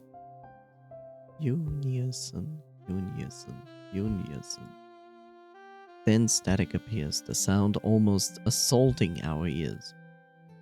Soon the sound dies down, leaving just a few of static. We all look at each other, confused. I see Clays hang up his phone and walk back to the group. What was that all about? No idea. Some sort of interference? Hold on. I'll take a closer look. He goes to his computer and starts typing away. But almost a second later, the source of this interruption is clear. The static clears and the silhouette of somebody appears. It's impossible to tell who they are. Any discerning characteristics are impossible to see. They start to speak, their voice clearly altered as everyone watches in awe. Awe. Abe. Oh, oh. Like my subtitles will never understand when I say oh. Whatever. Greetings, citizens of Toronto. I am the one known as Hermes. Toronto. Right, so we are in Canada. Do not be alarmed. I've come to deliver a message to the Argus Corporation. For over a century now, they have taken advantage of Komorebi. In doing so, they have created a world that can't exist without them. Or, at the very least, an illusion of such a world. A mere facade. The very existence of Zeros proves that life without Argus is possible. But they detest this fact, seeking to expand and overtake the colonies. They do their best to keep Zeros from entering the city, but they also do their best to stop you from leaving, with harsh repercussions. They threaten to condemn your entire bloodline to a life without them. Like this society they maintain is some sort of blessing, or paradise. But Cypher believes in unity of the people. The freedom to come and go, to choose the life you live. The Zeros you see in the town square are simply the first to choose. They wish to live in harmony, and denounce this ostracism. But they get weaker and weaker, as Argus refuses to act. Initially, our demands had a generic time frame, instead of a deadline. We believed that this would be a test, to see if Argus valued the sanctity of life. No matter the time frame, the faster they acted, the more they cherished lives. So look to the town square. Those once hopeful, now desperate and starving. A testament to Argus's lack of care. The truth on full display. It's clear that they wish to ignore our ultimatum. That is why we rescind it and exchange it with action. We no longer require anything from Argus. On Sunday, the 5th of January, a new era begins. We will provide all Zeros in the town square with access to this system. Our work is undetectable, and we invite Argus to put that to the test. This is also a call to action for anybody who supports our cause. We've seen the polls online, but it's time to take action in person. The Zeros might not make it to that deadline without food. Please, gather together and offer charity to those in need. And on the 5th, everyone gather in the town square. When our work is done, everybody will be holding phones. It will be impossible to tell who is a Zero and who is not. This is a sight that I think everybody, especially Argus, needs to see. It will be impossible to tell who is a Zero and who is not. I mean, by this point, they perfectly well know who is a Zero. Can't tell. Looks like a starving person in my city. And to the leader of Argus, please be there too. I request, no, implore that you attend. It is time for you to see that your rule is over. New citizens, new jobs, access to travel without hindrance. The only one who stands to lose is you and your monopoly. And so, I will leave you all with one final message. The world should be in the hands of those who are willing to change it every single day. Not those who've changed it once and refuse to let go of their possession. The static returns for a moment and then the TVs return to normal programming. Well then, that made things a lot more clear. That was... something. Nice speech, I'll give them that. But right now, they're just a bunch of talk. Are they, though? He waves his phone at us. The feeling in the room is really weird. It's almost like everyone is in denial of what they just saw. A rebel organization hijacked all the TVs in Toronto? Until now, only Argus ever had the power to do that. Just like the anniversary report, they used it to push their own agenda. Everything feels different now, almost like the battlefield became active. If anything made Argus take action, this would be it. And that could blow in our faces quite significantly. Gotta say, kinda like what I heard. Everyone feeding my friends in the town square, then gathering together on the 5th to help trick Argus. Trick? Well, when the dust settles, everyone there will have phones. They wouldn't know who to arrest. It's genius, actually. Only if people actually show up, though. I guess we just need to have some faith. We all shrug, and everyone takes out their phones. Social media was sure to be abuzz with posts about what just happened. Maybe if this works out in Toronto, then other cities could follow suit. In the right hands, Hermes' blueprint could cause irrevocable change. It really did feel like we were approaching a new era. Hey, Taylor blushes and rubs the back of his head. you still wanting me to go pick up those snacks?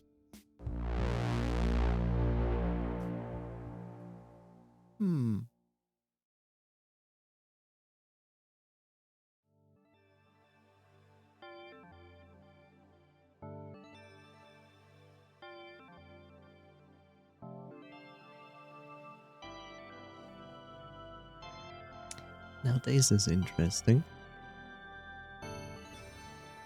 Let me see. What was this about? Experience supplemental fragment. Read. I forgot what that was about. Let me check again.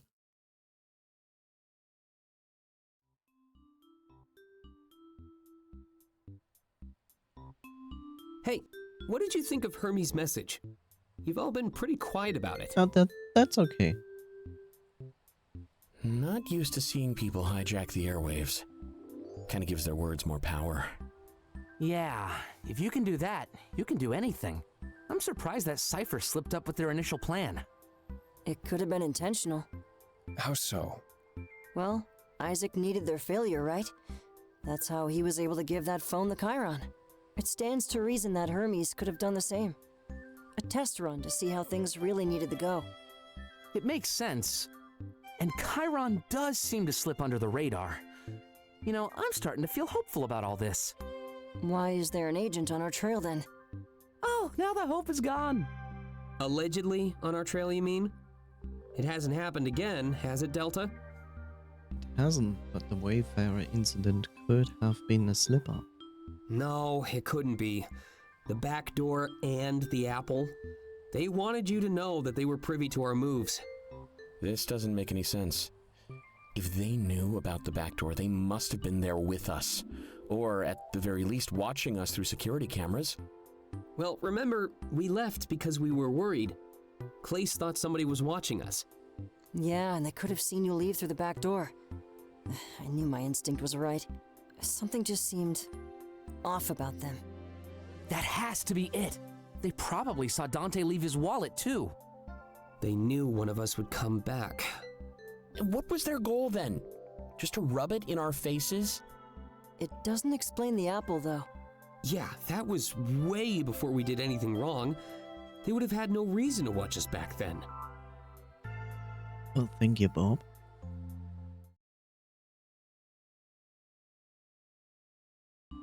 And cheers.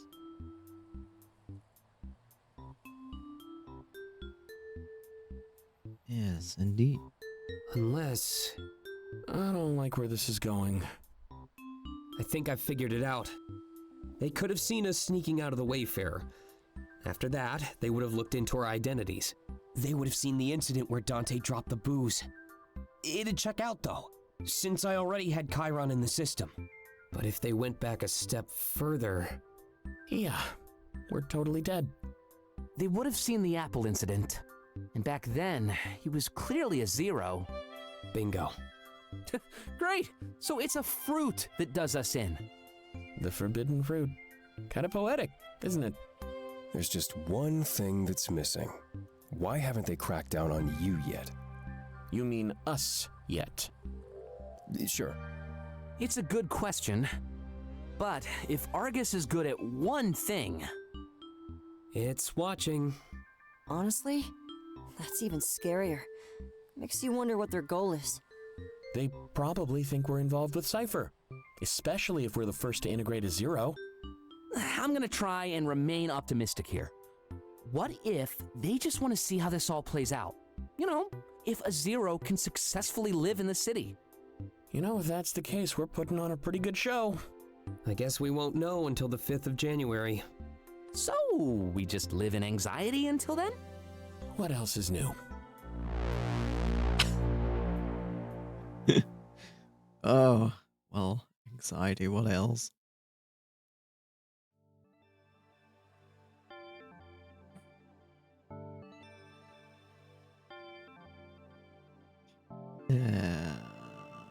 Let's take a look with this. Experience supplemental fragment. Midnights.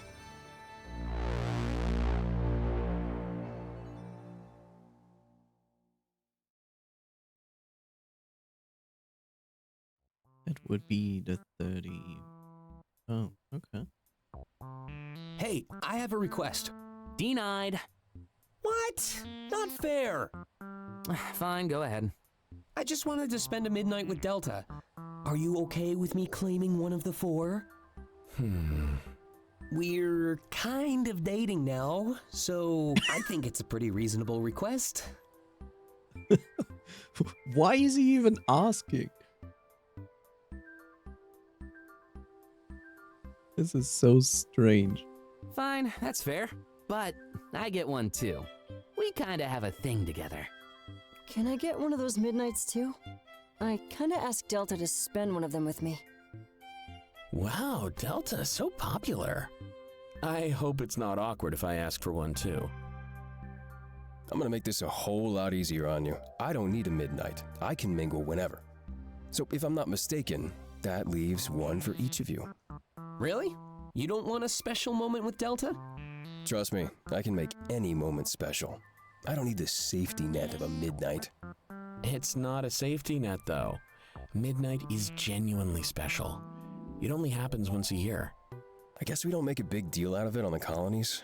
It's nice to ring in another year, but they all kind of blur together. I can see the allure when you live in a city like this, though. And I heard about something called, resolutions? You don't have those out there? I consider resolutions as bullshit. Why? You don't need a new year to make a resolution. You can make a resolution at any given point. 5 seconds from now, you can make a resolution. Nothing is stopping you. Also, it is proven that the majority of resolutions made on New Year do not hold. You might do it for some time, but then they break apart. Like, it's really not useful at all. There's not much to aspire to, but in the city, I bet I could come up with one. Do any of you have a resolution? I haven't thought about it, to be honest. Ooh, I have a fun idea. And that is... He's so enthusiastic about this. It's a concept you come up with in your head. Very funny. You know what I meant. Sorry, couldn't pass up the opportunity. But I was gonna say, everybody come up with a resolution. We'll meet during the party and share them all together. My resolution is 8K.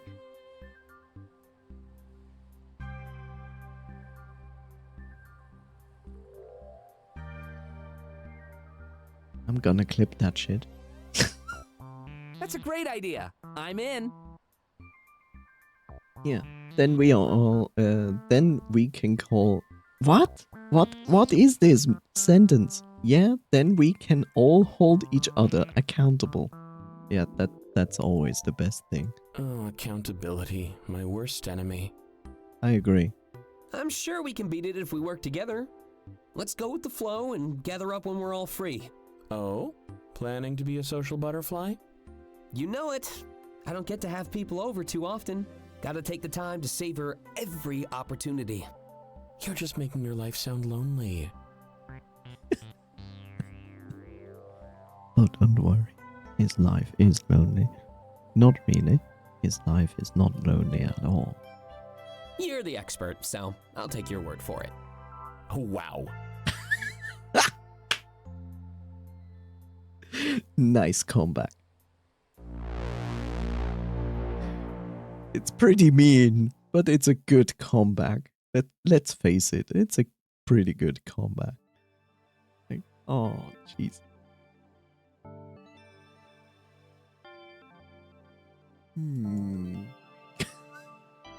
Where's this going? Experience supplemental fragment. Party time. So that's the 31st, right? Let's see.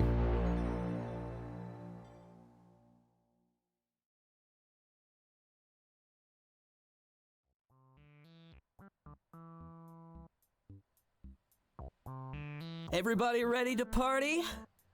Born ready. Just having my pre-evening caffeine. Pre-evening caffeine. How on earth are you gonna fall asleep tonight? He won't. Not planning on it. Oh, Dante's in party mode? For once, I'm really feeling it. But I've always loved the vibe of New Year's Eve. Why is that? You know, a fresh start. A chance to leave our mistakes behind. Right. I can see the appeal in that. But it's just another day, you know? Yeah, but it doesn't feel like one. It's really hard to put into words. Putting things into words is your entire career. Yeah, but it's the indescribable that compels me. The things that are hard to put into words. Like how waking up on a Monday feels? Exactly. One of the worst feelings ever.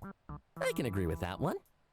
So, picture the opposite of waking up on a Monday.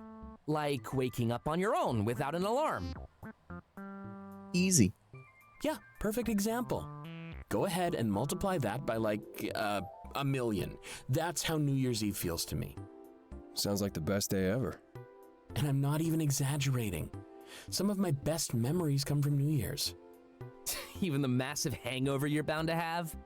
It's just part of the experience. But if it's really bad, we can just always have a shot or two. That is not going to help. Oh my god. Just if you have a hangover, you're not going to drink more. It's not going to help. These people have no idea how to deal with hangovers. So you do believe my hangover remedy? Of course it came from Taylor. It makes perfect sense now. Not really, but tomorrow is the day I'd give it a shot. Always gotta start the new year with a new experience.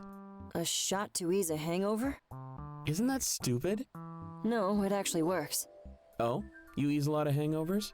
Yeah, it happens more than you'd think. Of course, the best option is just no booze at all.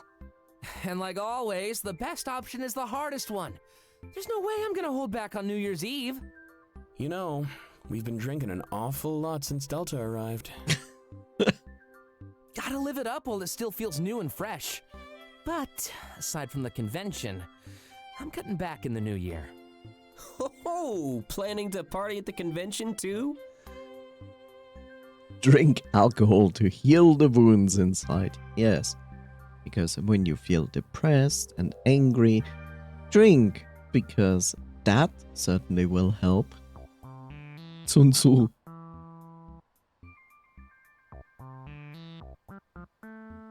The Arts of War.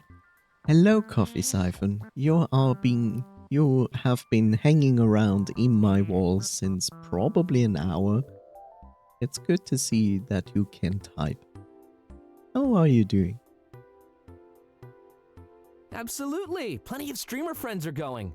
It's hard to make plans with them unless it's a big event like this. Makes sense. It's the one time your schedules are unified. Bet you'll get to do all sorts of collabs. Yeah, but none as big as the one I did with Clace. Kinda feels like I'll be chasing that high for a while. Turned on the stream and just run to do other things. Just came back to my PC.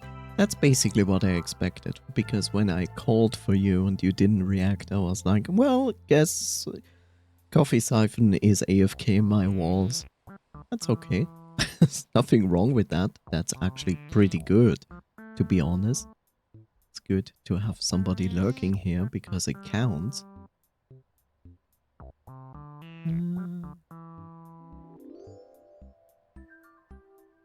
It's good to have a goal that feels impossible. Sometimes that's the only way you can actually pull it off. It's the belief that you can achieve it that ends up being important. If that were true, your writing would be a lot better. Wow. Fighting on New Year's Eve. You know what? I'm down for a brawl. Been looking for an excuse to put you in your place. Now there's a good stream idea. Settle our feud the old-fashioned way. You want your viewers to see you lose? He already does that in video games. It wouldn't be a big change. Why is everyone ganging up on me? I made us pre-game mimosas and everything. Hey, did you all take a look outside? What's up? Looks like there's a lineup. For our house? Isaac, how many people did you invite? The right amount. You ready to get things started? Feel sorry for your house. It's time already? Sure is. I'm totally ready. You good with an audience, Taylor? Can I, place a bet on this fight? No. No fighting at my party. But it would be such easy money. Wait, who would you bet on? Oh, definitely on Dante. Kinda figured that one was obvious.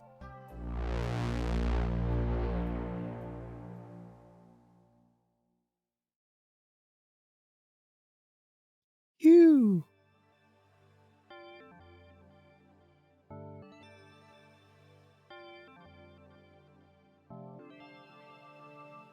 Drunk guy wins anyways. Because you cannot predict how a drunken guy fights, you would be right. Nobody cares about your professional experience as a fighter. If you have someone who is in a corner or drunk, you might lose, as you cannot know what they are doing.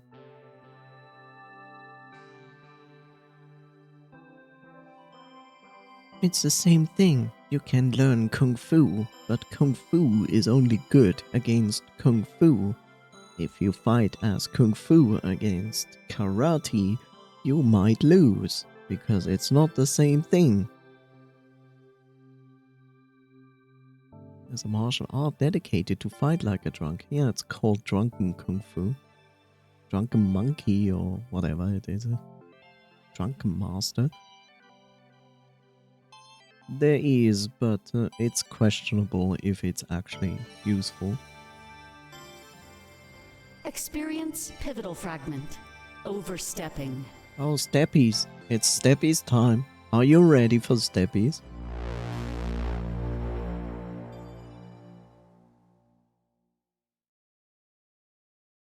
It's better to be hurt by the truth than seek comfort in a lie. That is true.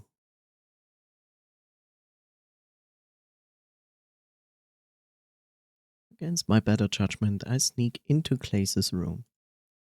The rest of the group was in the living room planning some party stuff, so I'm clear. There was just too much that didn't add up. I needed an explanation. His diary rests on the desk, this one of the few times he doesn't have it with him. Like last time, I noticed a ton of bottles, both booze and pills, lining the desk. Aside from that, the rest of the room is immaculate, clean as clean can be. I decide to run through my thought process once more to make sure it sounds. Currently, my suspicion is that Clays is spying on us, but I'm not sure of whom, for whom. Cypher, Argus, either way, chronicling our actions could bring us all down. It wasn't just that, though. It was the timing of everything, too. He came to Toronto almost right when the Zeros did. Every time we bring up the subject, he constantly takes notes. There's a few other things too. Chiron overheard him talking to someone on the phone. He was claiming that we don't know something, clearly a secret. When we were at work with Isaac, he took a phone call as well. A phone call that ended right before Hermes came on TV. He's openly admitting to have a burner account too. A second identity offering him the ability to do stuff under another name. He seemed concerned about his identity at the Wayfarer as well. I remember Isaac looking into the incident report where Dante dropped the booze. Claes immediately needed to know which of his accounts was flagged as. He seemed relieved at the answer, which implies a lot. Every chance he's gotten, he's made sure to request that we give him privacy. He even went as far as giving himself a nickname in our group chat. Was the whole lost and clueless thing just an act then? He definitely seems good at acting, especially when he blew a kiss to the crowd at the nightclub. Well, have we all been falling for it like fools? As I approach the diary, I wonder what he's truly up to. I look down at it and consider everything that's happened to thus far. Everything suspicious, but everything good as well. New friends, new start, new life. Trust, hope, now fear. Do I give in to this fear or cling to that trust of hope? Yes, give in to the hate, to the fear. Go away, old man. Ah, I feel as if this is a culmination of all my actions so far. Every choice, every moment I've spent with the group. Do I read his diary?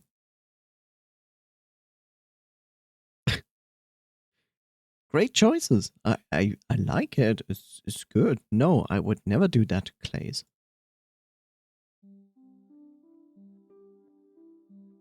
Would never do that to Clays. I do that to Clays. I don't have a choice. I have to do it. I pick it up and my hand and my paw trembles as I open it to a random page. I don't really know what I'm seeing at first. It's a bunch of sketches. Turning the page, I see a familiar drawing.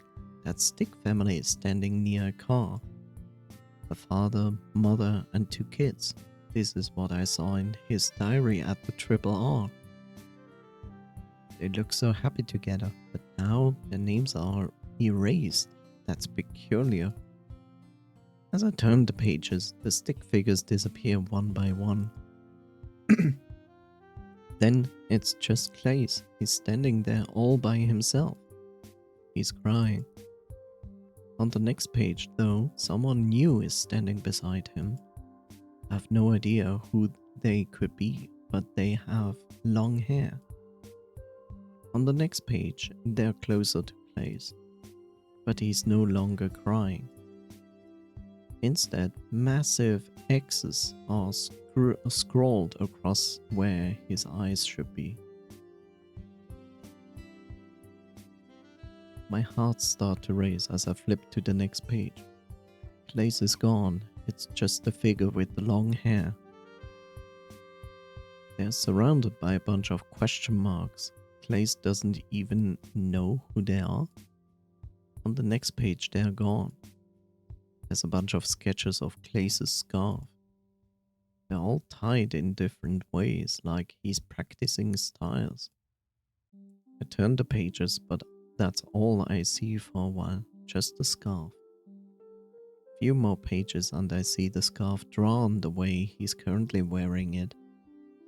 But on the page beside it, I see a rope drawn the same way. Seeing them side by side makes me realize that they both look like a noose. I feel sick to my stomach, but I can't stop myself from continuing. The next several pages are just drawings of Clays. On the left page, there's a drawing of Clays in his scarf with a big smile. On the right, there's a rope around his neck and his eyes are X's once more. A few more pages and the scarf is gone. All I see are drawings of a dead Clays over and over. That rope is around his neck and in every single sketch. I immediately lock up in fright. I shut the diary and put it back down. However, there's one thing I didn't notice. A card must have fallen out of the diary while I read it. Maybe, I don't know. Bitte?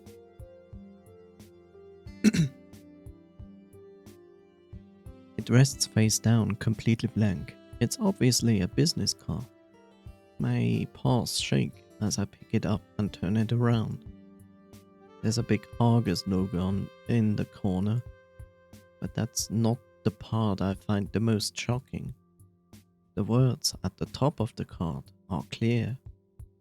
Vision Protection Program. I panic and immediately open the journal again. I had no idea what the page it fell out of. He'd definitely be able to tell that I did this to him. Everyone else was in the living room. It had to be me. My eyes start to water and I feel ill. I estimate what page the card could have fell off and put it back inside. Then I look at the bottles of pills and booze, giving new meaning. I thought I would have uncovered something big. I thought I would have helped out my friends. But all I did was make a mistake that I would regret for the rest of my life. I flee the room, running to the closest bathroom as I feel the urge to vomit. All I can feel is a sense of worthlessness and regret.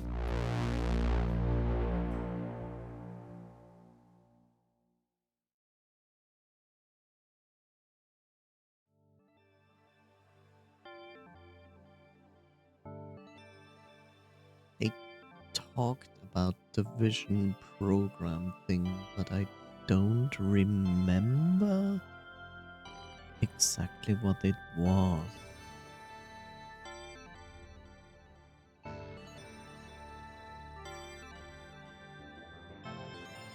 Wasn't it a special program to protect you from something? Not sure.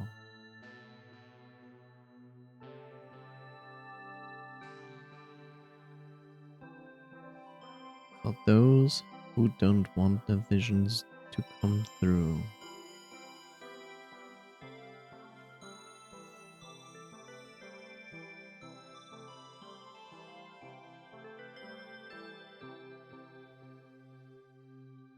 In what way? Did they tell? Did they tell what it means? Like you just said what it means, but in the sense of what are they doing in the program to avoid that? Did they talk about that?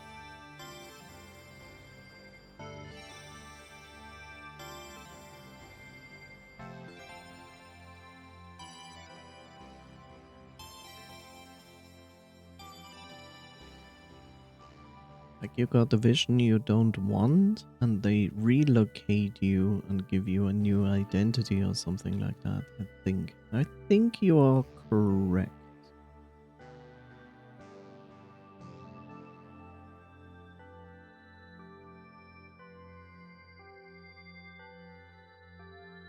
But now's the question is what Clays told us about the vision.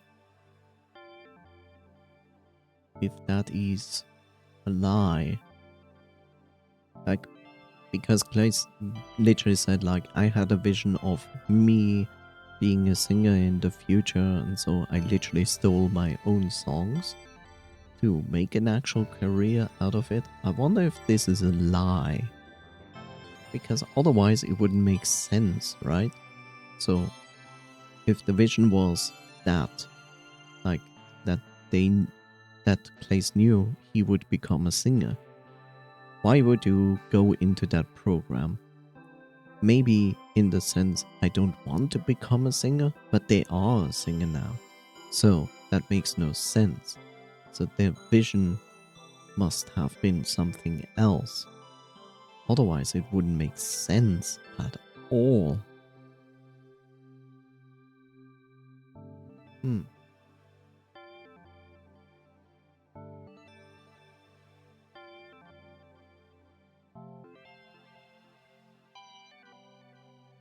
Experience pivotal fragment. One small step.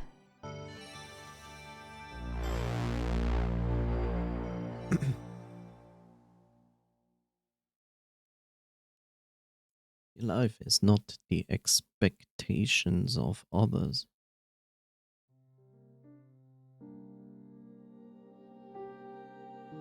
It's the 30th again. It's not the last day of the year.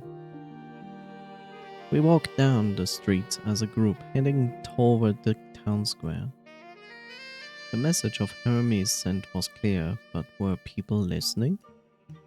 It had to make a difference. There was so much on the line. People banded together. They could feed the Zeros until Hermes took action. But if anything would stop them, it would be fear of repercussions from Argus.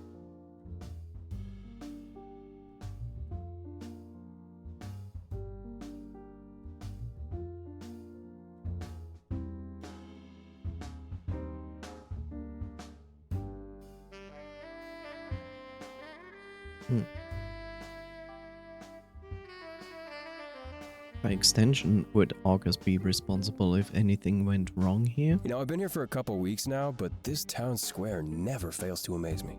Was it what you expected? Yes, but also no. Didn't you say it was depressing? Yeah, but now I'm one of you, so I guess the figurative grass is greener. Weird how your perspective can change so fast, isn't it? Not as weird as letting a phone define your social status. I mean, this is the only thing that separates you from the Zeros? He holds up his phone and looks at it in confusion. I didn't really know what to expect when I came to the city. But our differences are such a fine line, they might as well not exist. I think that's what Hermes is playing at. Yeah, I guess you're right. It's weird how I realized it almost immediately. Argus has been in power for almost 100 years, right? You think someone would have stepped up by now? Well, it's hard to think outside the box when you're stuck in it. You were born outside of it, though. Changes the way you think. Maybe that's why they kept us outside. Our presence is already changing public opinion. Makes sense to me, actually. There's nothing more dangerous than an open mind, especially when you're used to filling them with your own narrative. You mean all of our thoughts could be placed there by Argus? In a way, yeah, but that'd be more like propaganda. That's what you called the anniversary report, isn't it? Yeah, but I was joking. Are you sure about that? Look how much your mind has changed after seeing another perspective. Dante of a few weeks ago would have never played along with this. I hate that you're right. My mods at home don't seem that bad now, do they? Are you really using this as an opportunity to clear yourself? Hey, I gotta take what I can get. A few moments later, we round the corner and see the town square. Suffice it to say, the sight we are greeted to is less than inspiring. The gathering of Zeros is still there, but it all looks the same. For some reason, I expected the sight of unity. I expected to see defiant souls feeding the Zeros. Defiant, but also hopeful in their rebellion. Instead, I see a couple bowls of fruit scattered near the Zeros. Barely anybody helped, and they must have fled as soon as they did. It looks like the children were given priority as they are all eating apples. But they all look so weak, and the support wasn't enough for everybody. Well, that kind of sucks. Yeah, that's not what I expected. I thought Hermes would inspire everybody, especially with public opinion the way it is. Yeah, but online polls can only be so reliable. A lot of people are all talk with no action. I bet they're all waiting until the 5th. Yeah, that's reasonable. A small trickle is a lot easier to take care of. It'd be way easier if everybody showed up at once. They all look so sick, though. Why is Hermes making them wait? Probably to make Argus look bad. They have the power to stop this right now, but every second they don't, well, you get the idea. Do you think we should help? Way too risky, especially if they're watching us. Every move we make has to be extremely calculated. In what way is a huge New Year's Eve party extremely calculated? It's easier to blend into a big crowd. I think that's why Hermes set a specific date and time, too. There's going to be so many people here on the 5th. Watching or helping? Who knows? You know, I came here for an inspiring sight, but now I'm just depressed. What should we do? Waiting is all we really can do. Are there any zeros you want to go see? I couldn't do it. Why not? I feel like I've betrayed them in a way. I have what they want, but I can't share it. Until we're all equal, I don't think I can look them in the eye. It'd just be a constant reminder of how helpless we both are. I suppose so. Don't worry, this'll all be over soon. Then we can throw a big party, all right? I'm totally down for that. Introductions are in order, Chiron. Those are your people, your friends. I'd like to meet them. Sounds like a plan. I've been meaning to ask, how'd you all get into the city anyway? It was Hermes. I don't know much about the specifics, though. They helped the leader of my colony cheat the system somehow. Made it so that we could all just walk in without setting off alarms. It's that easy? Doesn't sound like it was easy. Security around the city walls is top-notch. Far greater than the Triple R or the Wayfarer. It actually feels like Hermes might be able to pull this off. Did you meet them, Chiron? What were they like? No, I actually never met them. I don't know if the colony leader did either. They always operated from the shadows. Kind of like how they spoke to us in Isaac's store. They kept their identities shrouded in mystery. But I think it's better that way, actually. A shadow can be a lot more threatening than a face. If I were Argus, I'd be shaking in my boots right now. Maybe they are. I sure hope so. Hey, you want to grab a bite? We all nod and start to walk toward the Triple R. There would be plenty of time to get a meal in before we head back home. I feel bad eating a huge meal with the Zeros are starving out there. I remember Taylor saying something similar in our group chat a while ago. There's only one thing I can really do, just hope that this all ends in their favor. As we walk past them, however, something catches my eye. It's that child, carrying the doll with them. The one I saw before I got to the Wayfarer. Their skipping seems a lot less gleeful this time around. There's a smile on their face, but not as wide as last time. In their paw is an apple with a few bites taken out of it. They notice me watching, and our eyes soon lock. They give me a quick smile before they get back to what they were doing. For long, they stop skipping and walk over to a pair of adults. They embrace each other. They're clearly the parents. I can't believe how emaciated they look. It makes my heart sink. Living on whatever scraps they can find for weeks now? I'd never wish that on anybody. Yet still, the child smiles, almost unable to comprehend the situation. I remember being like that, not being able to see the world for what it is. I wonder what it was, the thing that made us lose our childlike sense of wonder. As we round the corner, I simply hope that this child never has to find out. But in a world so unforgiving, I fear it was only a matter of time.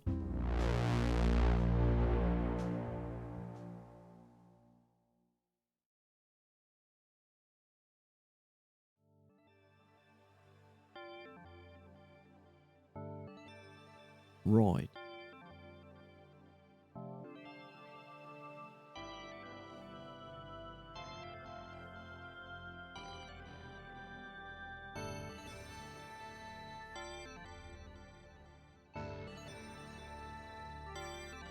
I'm going to take a few minutes of a break, so I will be right back in a moment.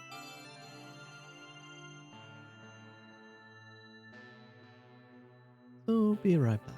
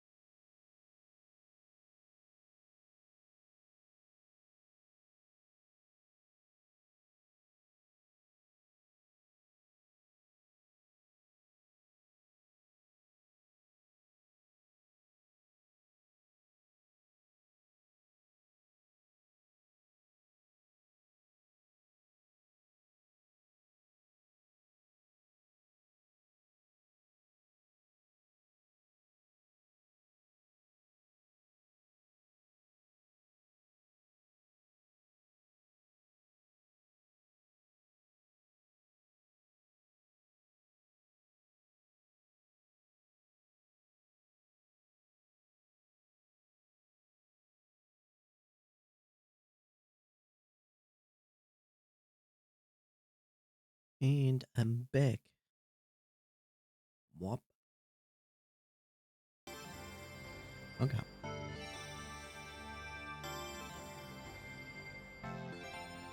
Okay, this is literally going to be the transition between chapter 3 to chapter 4. We all know by now that this usually takes quite some time. I'm gonna start this, but we are not going through this entirely. But yeah. It's actually getting quite interesting, to be honest. We also didn't read any of those journal entries, I just noticed. So let's do that first. Reading! I haven't done that yet in this game.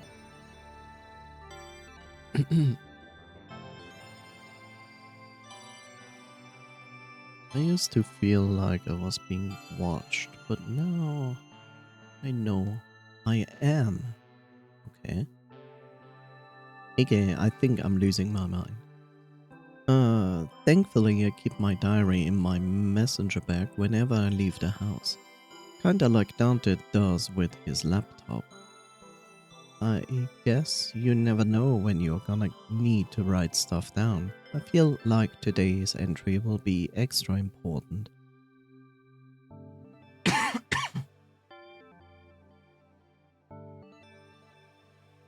Sorry. August definitely seems to be watching us and aware of what we've done, even down to the fact that I shared one of my apples with Chiron the day we bumped into him on the street. It's really unsettling, but we can't give up just yet. Public opinion shifts ever more in the direction of the Zeros. Each day that passes, they appear to struggle more and more on the streets. The move that August needs to make is very clear, but if they don't do anything, then Cypher will take action. If they integrate these new identities into the system well enough, then perhaps they could even be untraceable by Argus. I mean, we were able to use the blueprints to sneak Chiron right into the Triple R, and that's a very big deal. Emphasis on very. I worry a bit about what Clay's told me though. How there's been organizations like Cypher in the past and most have disappeared without a trace. I can't introduce that level of paranoia into the group because he told me it in confidence. I can't betray his trust. Trust is an interesting thing though. Chiron has been pointing all kinds of fingers at us, but I really understand his apprehension as a total outsider. If I met all of these people just recently, I would be suspicious too. Seeing Chiron and Clays both anxious and worried isn't surprising at all. As I write this, Clays is on the couch across from me, writing in his diary too. I start to wonder what he could be writing down, and I realize it's probably similar to my own. Cup of the lost and clueless, right? I hope that's how he really feels. View which journal entry?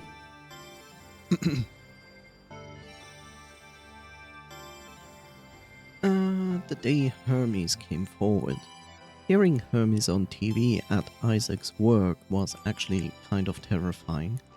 Putting a voice to the name made things seem more real or something. Even though the voice was really distorted, it still sent shivers down my spine. I looked out the window after his speech and I saw some people giving food to Zeros, but it didn't seem like nearly enough to make any real difference. At least it signals that people are becoming less and less afraid of Argus and more confident in their ability to change what's happening on the streets. Hopefully, this kind of stuff snowballs, especially now that Hermes had made his intent very clear. Phones, identities, and permanent city life will be given to every zero in Toronto next Sunday. Economically speaking, this is a positive thing. Like Hermes said, it would end the land crisis presented to life on the colonies and also create more jobs and more income. It would also be controlled test to see if such a change could be sustainable. I don't see why it wouldn't be. Cities would be free to expand without worry of irreversible harming the colonies. Argus would no longer have a monopoly on the system anymore either. If other people could do it, then competitors could arise and offer the same services. If I were Argus, then potentially losing substantial amounts of money would definitely spring me into action. I wonder if that's a threat or a scare tactic. Either way, it's odd how Hermes keeps putting their foot forward while Argus remains completely still. Perhaps they're just confident in their victory and planning something in the background? Or maybe they have just accepted what's going on to happen and are letting Hermes act. Either way, the outcome will change things a lot, and that's really scary to think about. View which journal entry?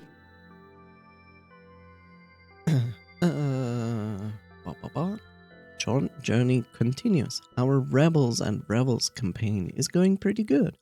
There seems to be a developing story, and we might even be nearing the end of it. I wonder what's going to happen with all of our characters. It's interesting how in both worlds I have no idea what's going to happen next. Some stability would be nice. I thought I was doing better, but my paranoia keeps coming back.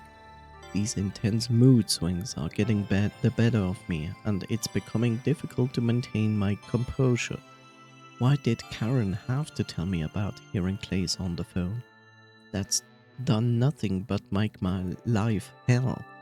When we were with Isaac at work, I also saw him on his phone.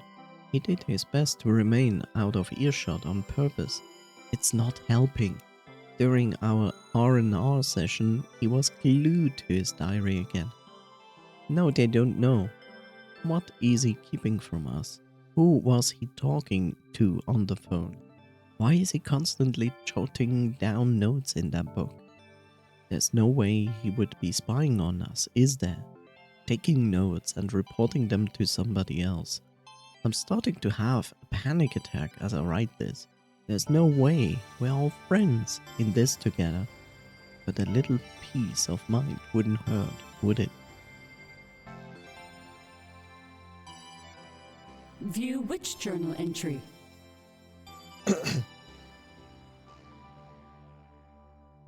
I did something I shouldn't have. I did something I shouldn't have. I did something I shouldn't have. I did something I shouldn't have. I did something I shouldn't have. I did something I shouldn't have. I did something I shouldn't have. I did something I shouldn't have. I did something I shouldn't have. What does this mean?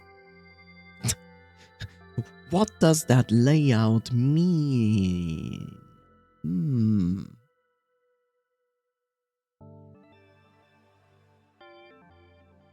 View which journal entry?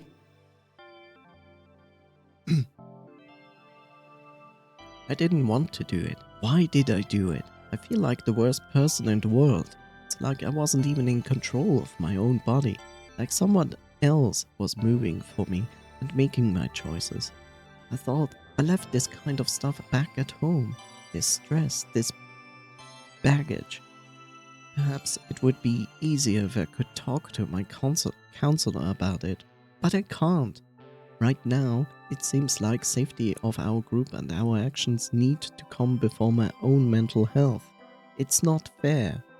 Turning on my AC on, it's hot as hell living between walls. Yeah.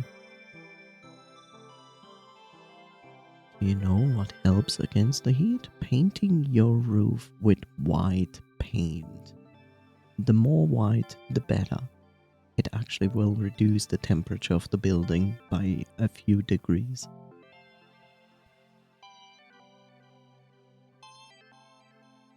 The quantum leap is today. I'm gonna be spending 4 different midnights with 4 different friends. Clays, Dante, Isaac, and Taylor. Chiron didn't seem interested and said we could just hang out earlier in the party.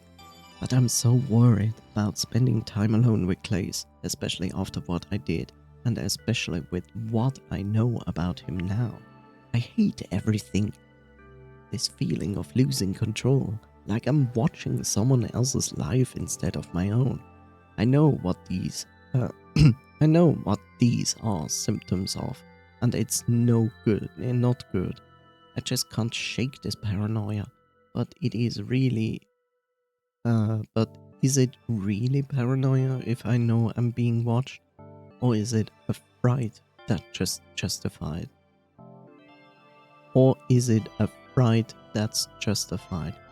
It's not just sometimes though. I feel like I'm being watched every single second on a level that I can't quite describe. I don't know how that's possible, and this will probably come across as delusional, but I have one question. Are you reading this right now? I do. You're welcome.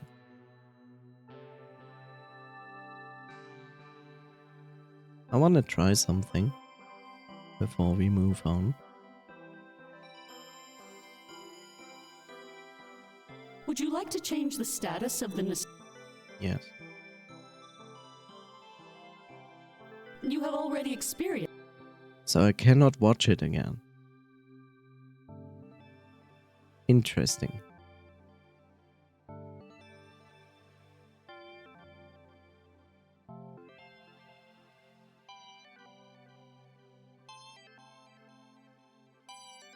You have already experienced this fragment.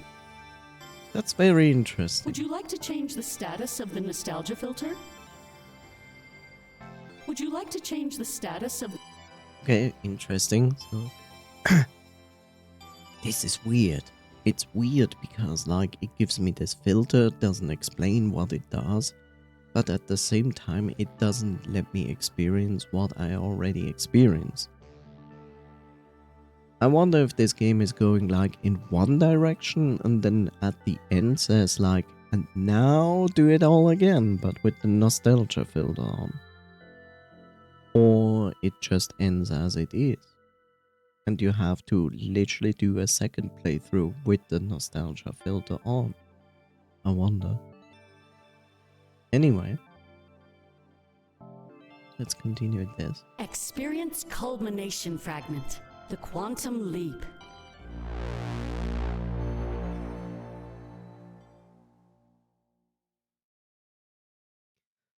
Thank you for choosing Argus, our future, your way.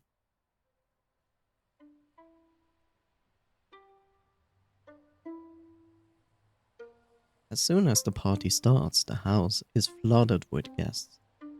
I haven't seen it this alive in here since I moved in. It's intense. Isaac is currently watching the door, vetting the potential partygoers. I stand around the kitchen table with Dante, Tyler, and Chiron. We sip our drinks and engage in small talk as the party slowly picks up. There was still a while until first midnight, so everyone was pacing themselves. That is such a lame resolution, Taylor. At least be a little more creative. We're not all writers like you, man. Yeah, but staying alive? As if you're gonna die in the next 12 months. With how things are going, I wouldn't be surprised. Hey! Oh, did you choose that because you thought it'd be easy? I figured a resolution was supposed to be challenging. It is supposed to be challenging. Taylor just likes taking the easy road in life.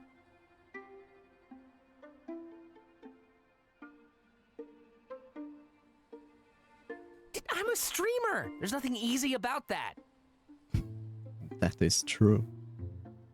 Oh, yeah, it's the hardest thing in the world. Pressing go live and reacting to online videos. If that's your thing. He lets other people make his content for him. This is literally bullying. Deserved bullying. Like you do to all of us? That doesn't make it okay. Indeed, it doesn't.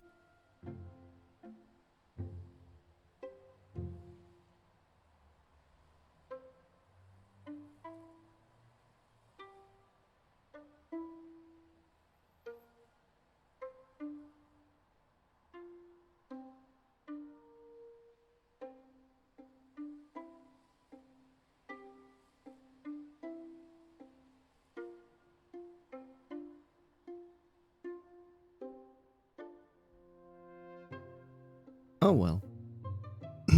Let's go with this. I would let him bully me. It just means he likes you. He must really like you then, Delta. You're almost all he can ever talk about.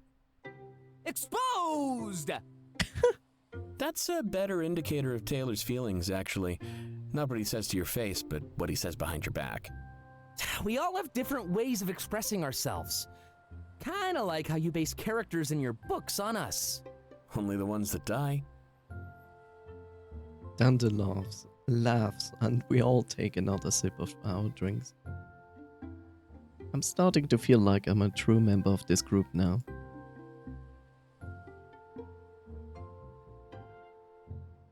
Well, thank you, Bob.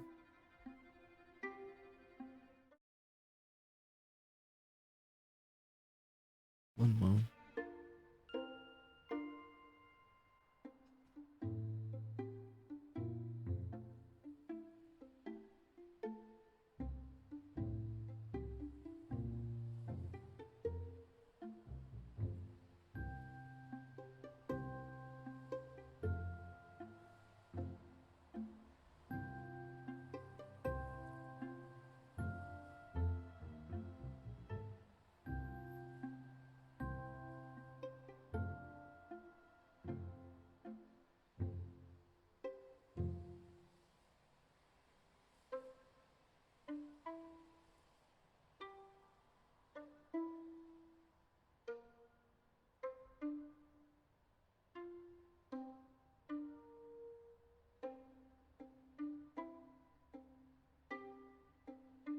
Anyway. I wish it were under better circumstances though. Despite our banter and smiles, I knew we were all worried. Especially me. I'm racking with guilt from what I did to Clays. Feels like I didn't do it though. There's a part of me that knows I'm not capable of it. As I stood before the diary, things almost went on autopilot. I trusted him, I trusted all of my friends. Feels like some of the thoughts I'm having aren't really mine. Especially as I play back my thought process in the moments leading up to it. Hey everyone, hope things are going well. Hi!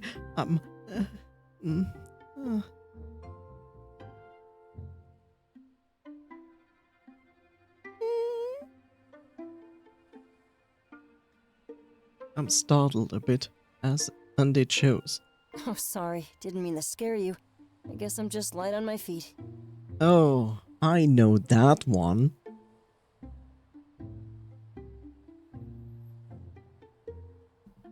I always scare my mom. I always scared my mom, and I still do, because I walk around very silently. And then I'm suddenly here. And it's like, I've watched a lot of your performances, actually. You're pretty graceful when you need to be. Well, ballet was basically the first form of dance I studied. I branched off after that, but a lot of the fundamentals stuck.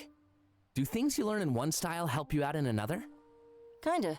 Rhythm is the most important part. After that, it's just memorizing the movements. So you're not the best at freestyling then? After that, it's just memorizing movements. Yeah. Did you see some specific dance Like the choreography they sometimes do for certain dances are so complex. I'm like, how do you even remember this? Like there are like 60 movements in this dance. Well, all of my shows are choreographed. At the end of the day, I have to stick to the plan. Kind of reminds me of comedy and improv comedy. You know, scripted versus unscripted. Something like that, yeah. And by the way, can I get one of those? He tilts his head toward Dante's drink. Oh, of course. I figured that's why you were here. Sorry, didn't mean to start playing 20 questions. No big deal, but let's focus on fun from here on out. You got it. Dante goes to the fridge and grabs Clay's a drink. It's an overly sweet iced vodka beverage, almost white in color. When he opens his up, we all take another sip in unison. Oh wow, I think I have cavities now. Do you know the brand Capri Sun? That's basically how I feel when I think back that I actually ever drank this garbage. Not only does it taste not good, it's also filled with sugar. Yep, it's the good stuff. A lot better than that beer, if you ask me. What brings you to the kitchen anyway?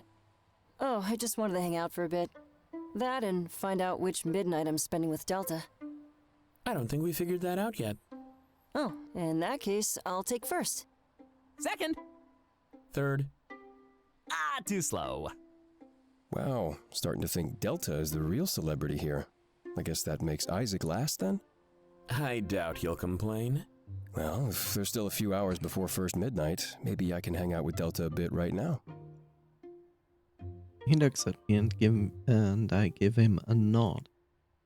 We did talk about this in the group chat after all. I'm in no rush though. Let's finish these drinks as a group. Dante stares down at each of our bottles. Looks like we all have the same amount left. Want to see who can finish theirs first? No! If you're looking to lose a bet, yeah. Without saying another word, Dante immediately starts jogging. Head start, no fair! We all follow suit, finishing off our drinks as a group. There's so much left over from the nightclub, we'd be going through a lot. But ringing in a new year with a bunch of new friends, no better time. I have a feeling that tonight will go down in history. Good or bad? Bad. Okay, bad.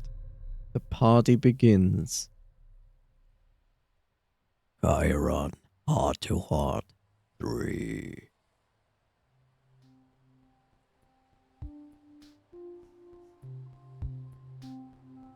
Great. Everything will be alright. Haha. Me and Chiron moved to the other side of the kitchen for privacy. What privacy when you invite dozens of people?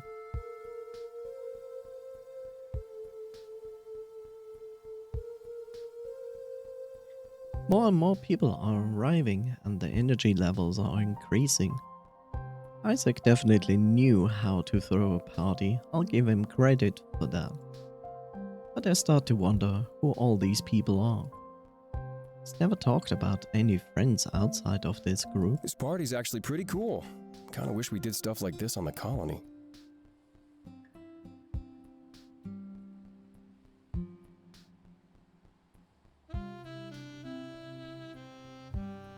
You didn't party on the colony? Sounds boring. Well, we had gatherings, but not like this. Mostly campfire stuff. A couple songs on guitar. That's where I learned how to play Raise Your Hand. Other than that, it was just work, sleep, repeat. Have I ever told you how things work on the colony? That was an interesting choice of volume.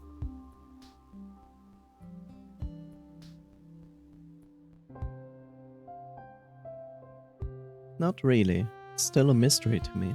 Well, every week we get an allowance of food and water. It was entirely dependent on how much work we did. The more we contributed, the more we got back. If you slacked off, they could deny you the essentials, so it creates this atmosphere of hard work being necessary. It definitely is, though. Running a colony takes a lot of work. So it makes sense that they'd reward the hardest workers. I was always at the top of the list. Guess I love to help out. But when you live out there, you can't really do anything else. Sounds depressing and demanding. Some would say the same about city life, actually. You're all under Argus's thumb whether you like it or not. Gotta live life the way they demand it, or suffer the losses. He's not wrong. At least in the city, you can be depressed in style. A lot easier to put on a mask when you have all this stuff to do. Did I tell you I went to that big tower everyone keeps talking about? Didn't actually. Well, it was pretty cool. Like climbing the tallest tree in the world. I could practically see my colony from up there. Never been that high up before. They even had a part where the floor was transparent. Good thing I'm not scared of heights. Would have had a heart attack.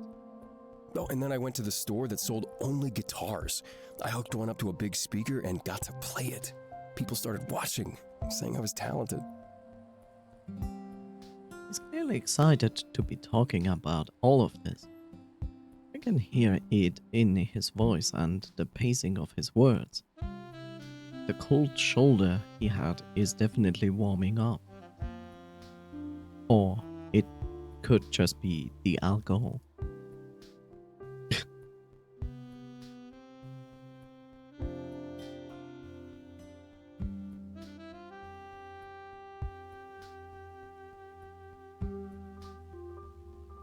Pipe, boo, boom, alcohol poisoning. Yeah, fear the pipe bomb. And also the alcohol poisoning. Before you get your alcohol poisoning, you will get the I'm being drunk and everything is spinning and I feel like shit. And then comes the alcohol poisoning. And then comes the hospital. And then comes the hangover and feeling even more like shit. Well, if you actually reach the hospital, that's the other thing. Wow, that's depressing. Talented, you have to serenade me sometime. Then it's a date. Wait, is that the right expression? Well, it is. Guess it depends what your intentions are. Yeah, I guess it does. I know his intention. He smells. One thing I've noticed, though, you have so much junk food in the city. Definitely think I've put on a few pounds by now. You know which country has a lot of junk food? Correct, it's America. America also produces a lot of garbage, which is depressing. Moving on. He tucks on his collar. It's getting a bit tight. I've been curious about their collar. Smile. Oh, you have? Where did you get it from? Why do you wear it? I could ask the same about your wardrobe. Been rocking that outfit since the day I met you. In fact, come to think of it, everyone has. I shrug. Either way, it was just a gift given to me on the colony. That's how we'd show affection between friends. A special gift with a special meaning. Ah. And America also wastes 40% of their food produce. You don't even want to know what the food waste globally is. It's depressing. And guess what? We don't need to have hunger and starving and dying children, dying people from starving. Because we overproduce by so much food. And yet we throw most away. Good job. Try again. Start new game plus. Humanity. Hooray. Cheers to that.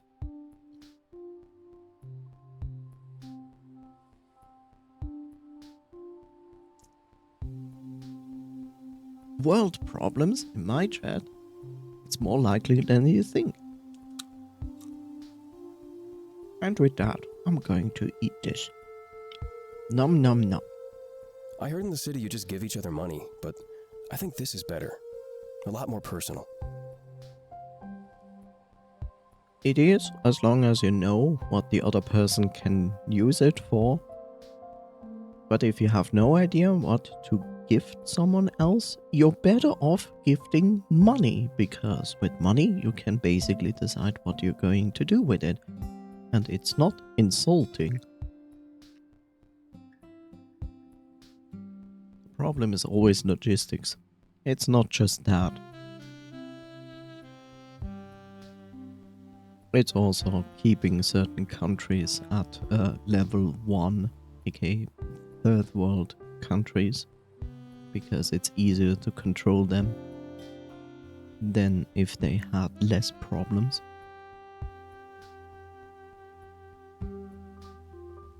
I ask if this friend of his is protesting in the town square. He immediately locks up like I've struck a nerve. Well, about that. I actually wanted to talk to you about my past, but I think we should take it to the bedroom. It's not stuff that I want anybody overhearing.